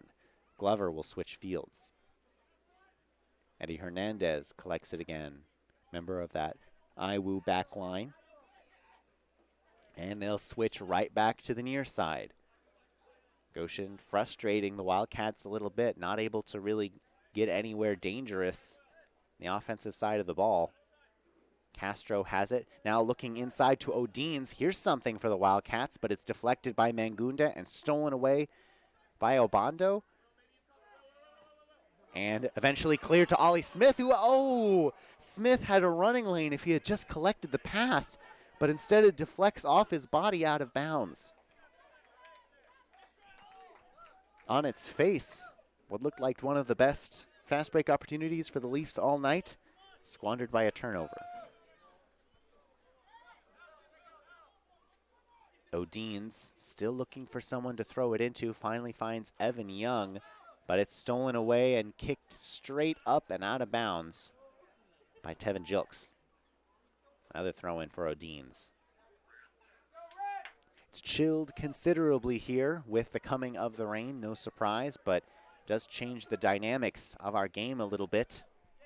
Hopefully it won't get sloppier. It's definitely one of the most predictable aspects. A long searching pass to Brody Nofziger is thwarted by the goalkeeper, who punts it back in the direction of Evan Young, who has the ball right now. Young is going to take a long shot, trying to catch Escalante off guard, but even if it did, the kick was right to Escalante. Probably would have bounced off of his unmoving body, even if he hadn't noticed, which he, of course, did. Glover will let Fancello collect that ball, who gives it right back to Glover. Glover, a freshman mid from North Carolina, gives it off to Eddie Hernandez from Colorado Springs. Harmlessly kicked out of bounds by Kyle Ramirez in goal will mean another throw in for Hernandez, who gives it immediately to Conti. Now Conti going all the way to the very back line in Fancello. Gives it up to Quesada, who will advance past midfield with the ball. His pass to Evan Young is collected. Tevin Jilks giving him pressure. Jilks, not the kind of defender you want to work against. They gave it up, and now that ball is going to probably go out of bounds. Yes, it will, but for a goal kick, yes. Will McComb was trying to save it there, possibly get a corner kick out of it, but at any rate, it will be kicked away by Escalante again, who will take his sweet time. 21:50 left on the clock.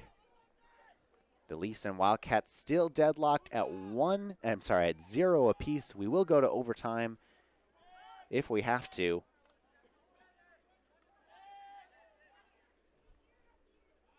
Jaden Chupp trying to clear it forward, looking for Obando, and it is kicked out of bounds instead. Throw-in coming in for Hernandez. But the pass not collected. And instead the Leafs are going to take the ball and try to switch fields with it. Fast break attempt up to Ollie Smith was easily snuffed out by Odines. But it's now collected off of a couple ricochets to Francois Revalier and now Mangunda. Mangunda gives it up to Smith wisely here on the near side. Smith moving upward, gets past his man Odines. What will Smith do with it? He's going to be taken down in the box, and it will be a penalty kick. Smith tripped up inside the box, and the best opportunity anybody's going to have to score so far in this game will manifest itself in a penalty kick for Ollie Smith. Not only the man who was fouled in the box, but also Goshen College's designated penalty kick taker when he's on the field. So makes perfect sense that we see Smith line up for the PK here, and an opportunity for Goshen to go ahead is nailed. Smith scores his 5th goal of the season. He's the leading scorer and the leading point taker for the Leafs, and it is 1-0 Goshen College. They convert on the penalty kick here with just 21 minutes left to go.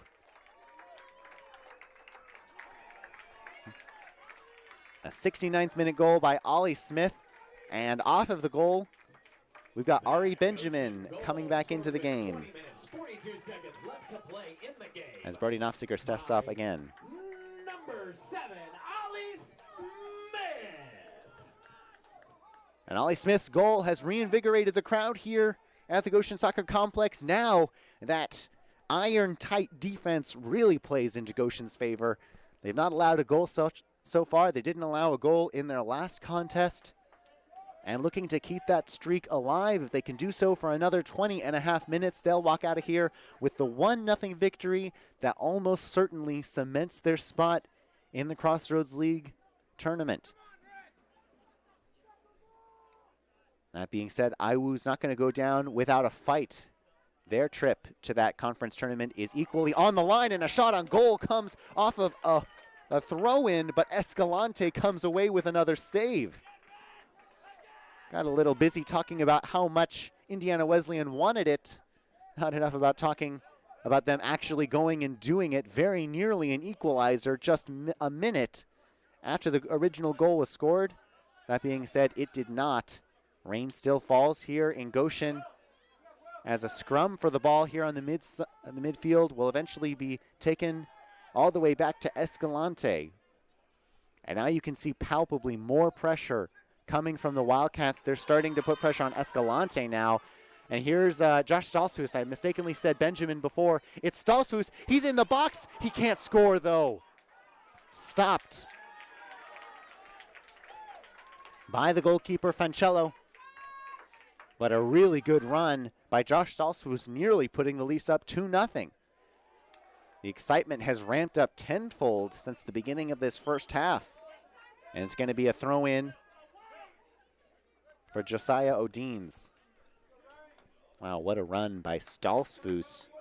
Fortunately, wasn't able to really put any spin or direction on the ball, just kind of kicked it straight and on the ground where Fancello was easily able to collect it. That ball flicked down to where Stolzfus got it before, but this time it's going to be kicked harmlessly out of bounds by Quesada. The throw in by Francois Revalier to Ollie Smith.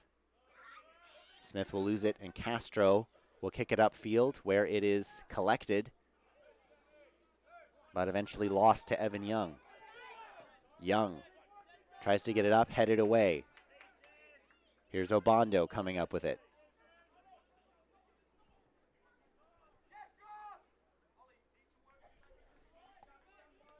Back to IWU's back line. Josh Stolzfus in pursuit, having changed fields himself. Calvin Mangunda makes a great effort play, but it doesn't result in sustained possession. The switching fields to Odines will be met with pressure by Smith. Coming up with it to Evan Young. Tevin Jilks does what he did what he does best. Poking the ball out of there, getting it out of his zone. Ashelman kicks it up ahead, looking for Obando.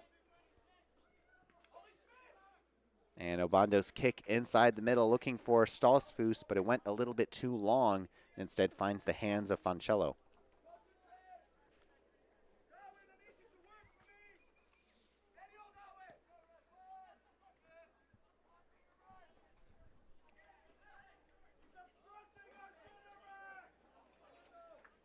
Tevin Jilks stops a potential opportunity for the Wildcats there, but Evan Young will recover. Young will kick it into the box area, and he saves it somehow. Oh, my goodness. Escalante only got a finger on the cross inside the box, and a man was there for the Wildcats to put it in, but somehow Escalante recovered.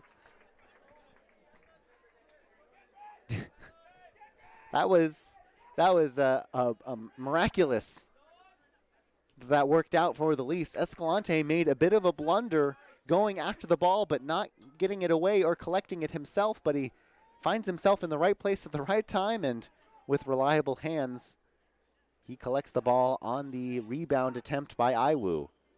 And now some substitutions are coming in for Indiana Wesleyan once again. Isaac Bronkema will come back into the game, and so too will Luis Rodriguez. Eddie Hernandez will be replaced by Bronkema. But who's coming out for Hernandez? It's Stephen Klein.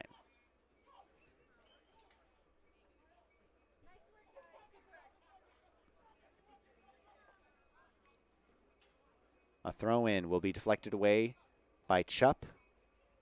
Not out of bounds, but right back to Bronkema. Bronkema's pass in the middle to Quesada. They'll switch fields. Back to Rodriguez. Rodriguez playing in Odin's position. Here's Masias. Rodriguez working against Smith is going to bowl Smith over and lose possession and lose it out of bounds too. Well, no, whistle's been called for something, but it actually looks like a foul is going to be called. A foul against Goshen. So they're going to say Ollie Smith meant to cause that collision, even though it looked like the collision was instigated by Rodriguez. At either way, Odines is going to take this free kick.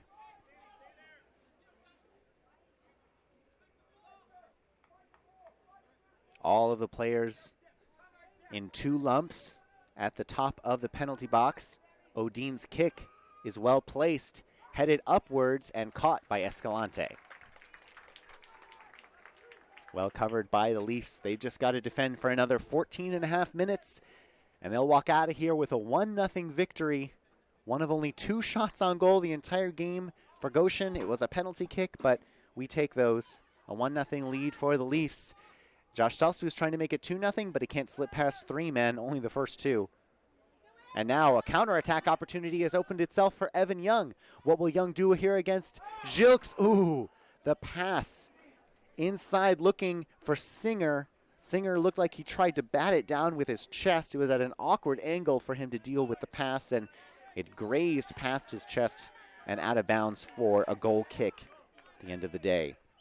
So the Leafs now having to face a much more aggressive Wildcat squad, a team that knows they need to score. Ollie Smith will take a break as he receives a round of applause for his work. Nate Nussbaum will check back into the games. He'll take Spencer Ashelman's spot on the field, and Ashelman will replace Ollie Smith's near side forward position. Nussbaum gets it up to Ashelman. Let's see what kind of offense the Leafs try to muster here in counterattack. Mangunda will flick it upwards, looking for Stalsfus to win the ball. Ashelman, gives it to Nussbaum.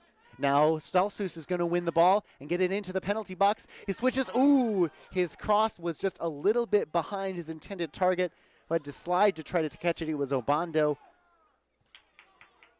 But still, Nate Nussbaum fighting for it. Gets it ahead to Ashelman, whose touch wasn't great. Another shot on goal attempt was a little bit weak there. Looked like that was Obando again. It was. Unfortunately for the Leafs, an opportunity in the box doesn't manifest itself into a good attempt on goal. Maybe technically one. That goes out of bounds off the Leafs. Another Wildcat throw-in.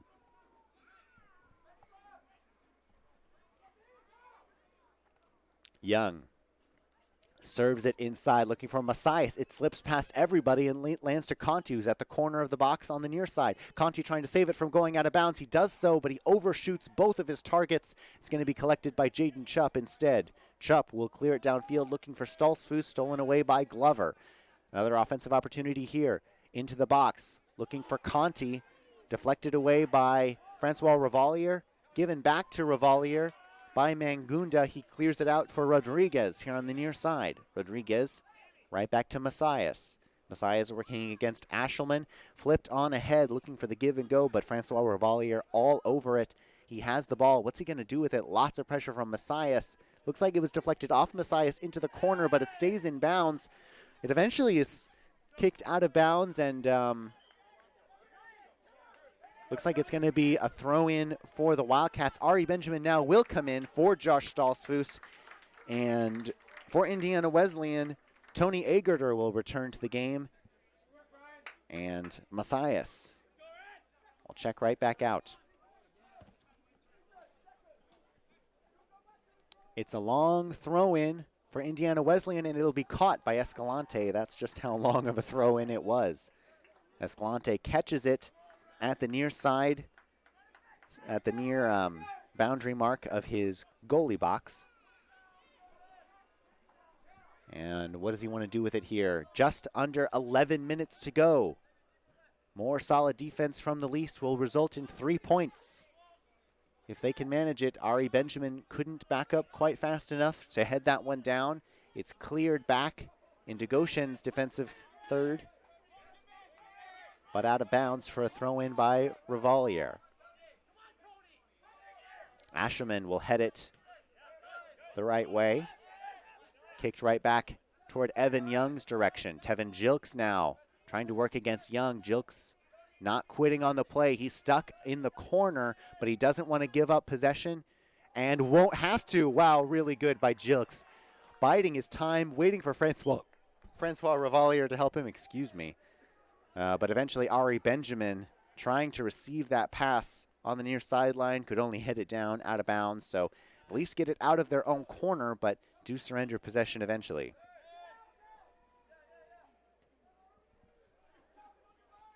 Immediately the Wildcats switch fields. And a cross inside, dangerous, but Escalante collects it, and they're going to call a foul for running into the keeper. It's not going to make any difference, really. It just means Escalante will have to put the ball on the ground and kick it. No card comes out.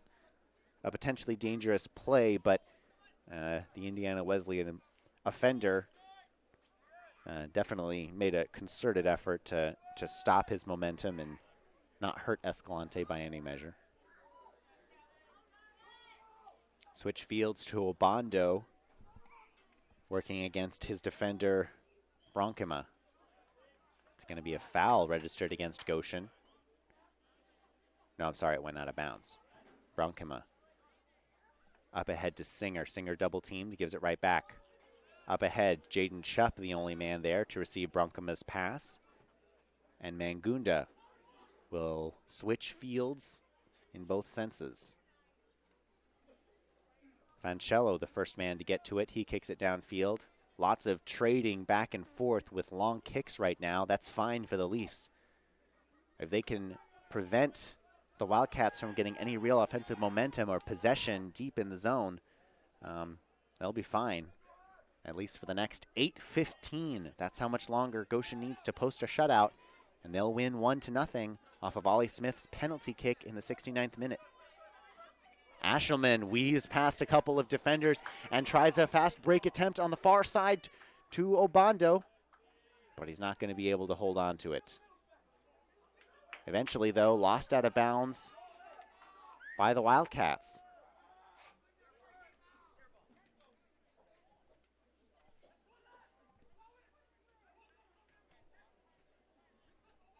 Here comes Obando again. His throw in to Nussbaum, right back to him, and eventually to the feet of Benjamin. Nussbaum working against two defenders. Working at it now on the corner of the box, inside to Ari Benjamin, but he's never able to collect possession. Goshen threatened with the ball, but not necessarily with legs. Mangunda will recover at midfield and give it to Kyle Ramirez-Ingold, who's not able to hold on to it. Loses possession, and now Agerter, working more on the near side, switches fields again. And possibly a foul on Singer. No, they're going to let it go, and Singer will collect the ball. Now it's going to go for a corner kick out of bounds is the call. So real opportunity for Indiana Wesleyan here.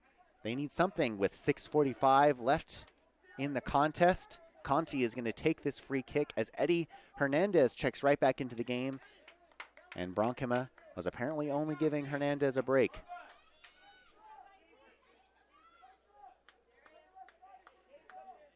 Conti will look to serve it into a horde, as Darius Rollins has also checked into the game for the Maple Leafs.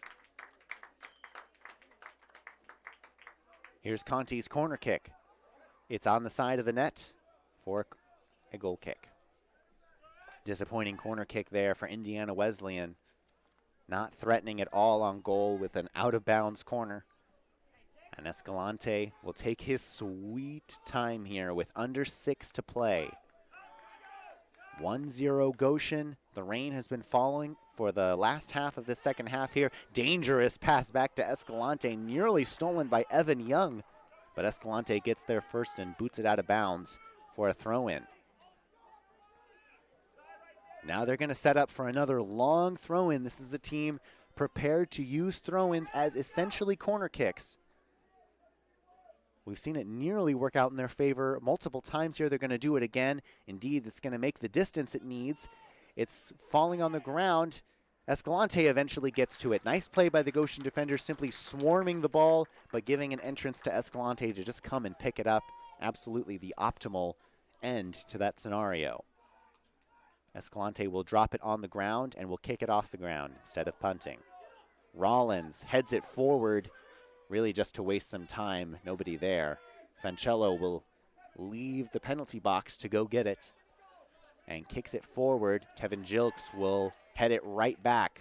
Castro, not a great header by Castro. It goes out of bounds. So a Goshen throw-in with less than 5 minutes to play. Francois Revalier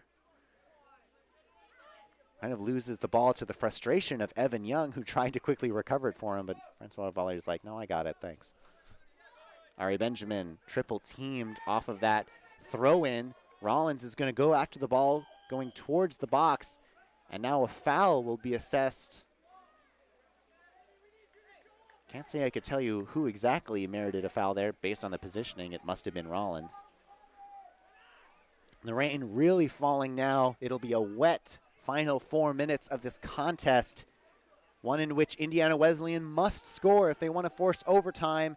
And another turnover committed by the Wildcats. That one definitely aided by the rain, as the intended target, Tony Agerter, fell to the ground. The throw-in is harmlessly kicked right back out of bounds, so it'll just be a throw-in in deeper position for the Maple Leafs. Francois Revalier will take it again. Revalier up ahead, intercepted by Rodriguez. Mangunda fighting with Conti for it. Conti asking for a foul on a high kick, none given. Play on, says the referee. And chipping it ahead to Nussbaum will result in possession for the Leafs. They're going to get a chance to at least waste some clock here. It'll go out of bounds off of Nussbaum. He disagrees vehemently, but Eddie Hernandez will be able to throw it in anyway with just 3 minutes on the clock now.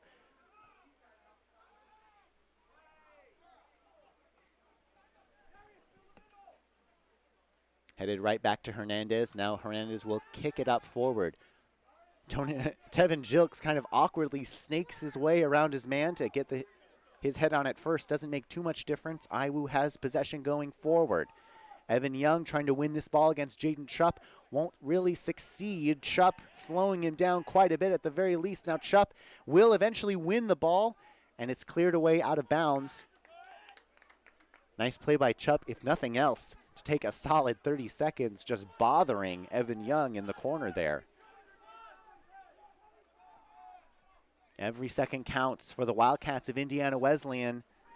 They sit in 6th place in the Crossroads League standing, Goshen in 7th, but if the result were to stay, those standing positions would flip. And a throw-in into the box will result in a corner kick for Indiana Wesleyan. Conti will take it again. Maybe one of the last real good opportunities the Wildcats are going to get. The clock continues to tick now down below 2 minutes.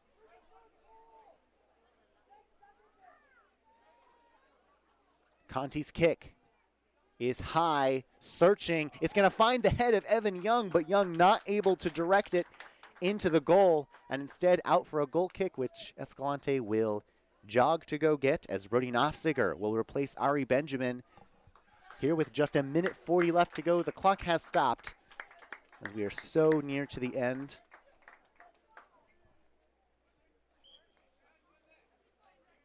But the opportunities running out for Indiana Wesleyan.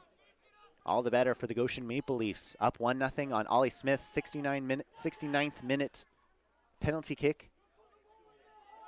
Goshen merely clears that ball with 1:30 left to go at the midline. Hernandez throws it in. working against Chupp. Now Kyle Ramirez-Ingold kind of awkwardly flicks it towards the middle. It's going to be collected by Iwu, who goes for it in the corner of the penalty box. They're going to collect the ball for a minute, but Tevin Jilks will get it once again as we near just a minute left to go in this game. Jilks fighting for it. And now Escalante goes out to get it. He's not able to collect it, but neither is Denlinger, or Singer, I should say. Singer's cross into the middle is deflected away. What's going to happen here? It's going to be saved away by Tevin Jilks. Escalante wasn't able to collect the ball as he charges forward, but Jilks was the first man to stop it from crossing the line and harmlessly kick it out. And now the clock stops with 39 seconds left to go. 39 seconds, and a Wildcat is down. And so is Escalante. 2 injuries here with barely any time left to go. And the trainer is going to head out. So just before the end of this game, we've got some injury concerns to deal with. It's Escalante for the Leafs. I can't quite tell who it is for Indiana Wesleyan. It's Evan Young. That's who's going to be checked out first.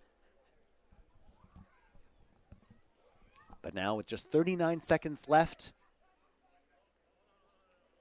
the ball is still in Goshen's defensive third, so the opportunities to score haven't ended for Indiana Wesleyan yet, but that penalty kick by Ollie Smith looking better and better all the time. At the very least, it'll either be a Goshen win, or if a last-second miracle happens, an overtime will be needed.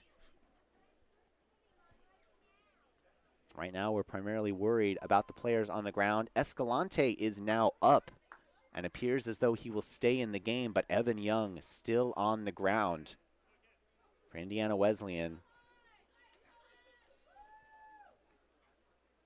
Escalante is up on his feet and will definitely stay in the game, but again, can't say the same for Evan Young right now.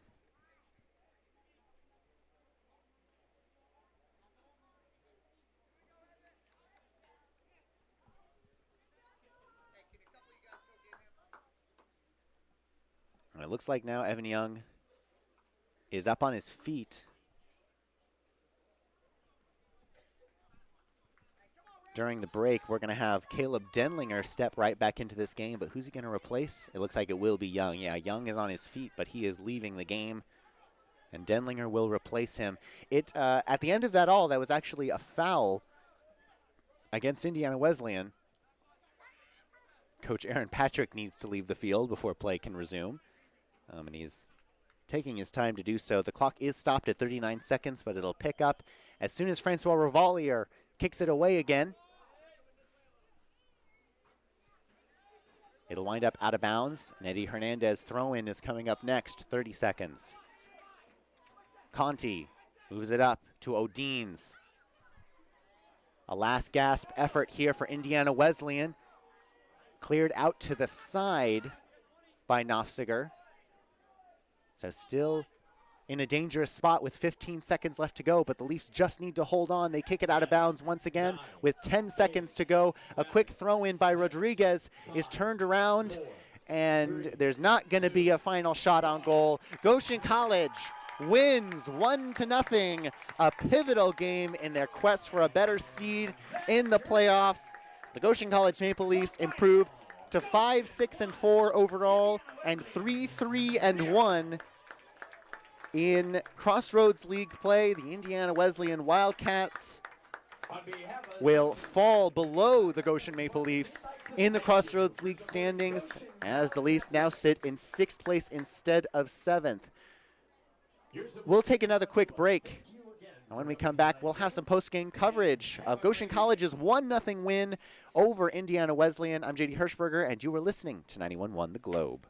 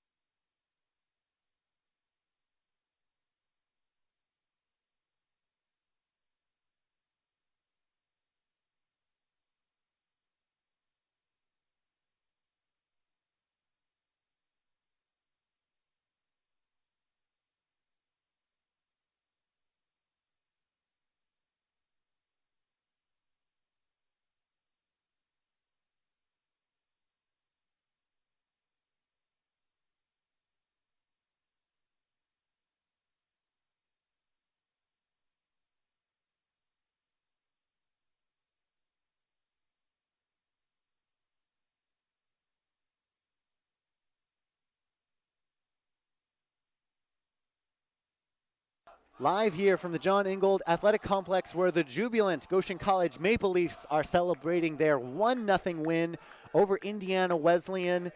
This snaps a 10-game losing streak the Leafs had to the Wildcats of Indiana Wesleyan. We'll see if the Leafs can make a 10-game winning streak of themselves, as they say. I'm JD Hirschberger. We just watched a great contest that ended in a bit of a rainier, sloppier game, but a little bit of that sloppiness paid off in Goshen's favor.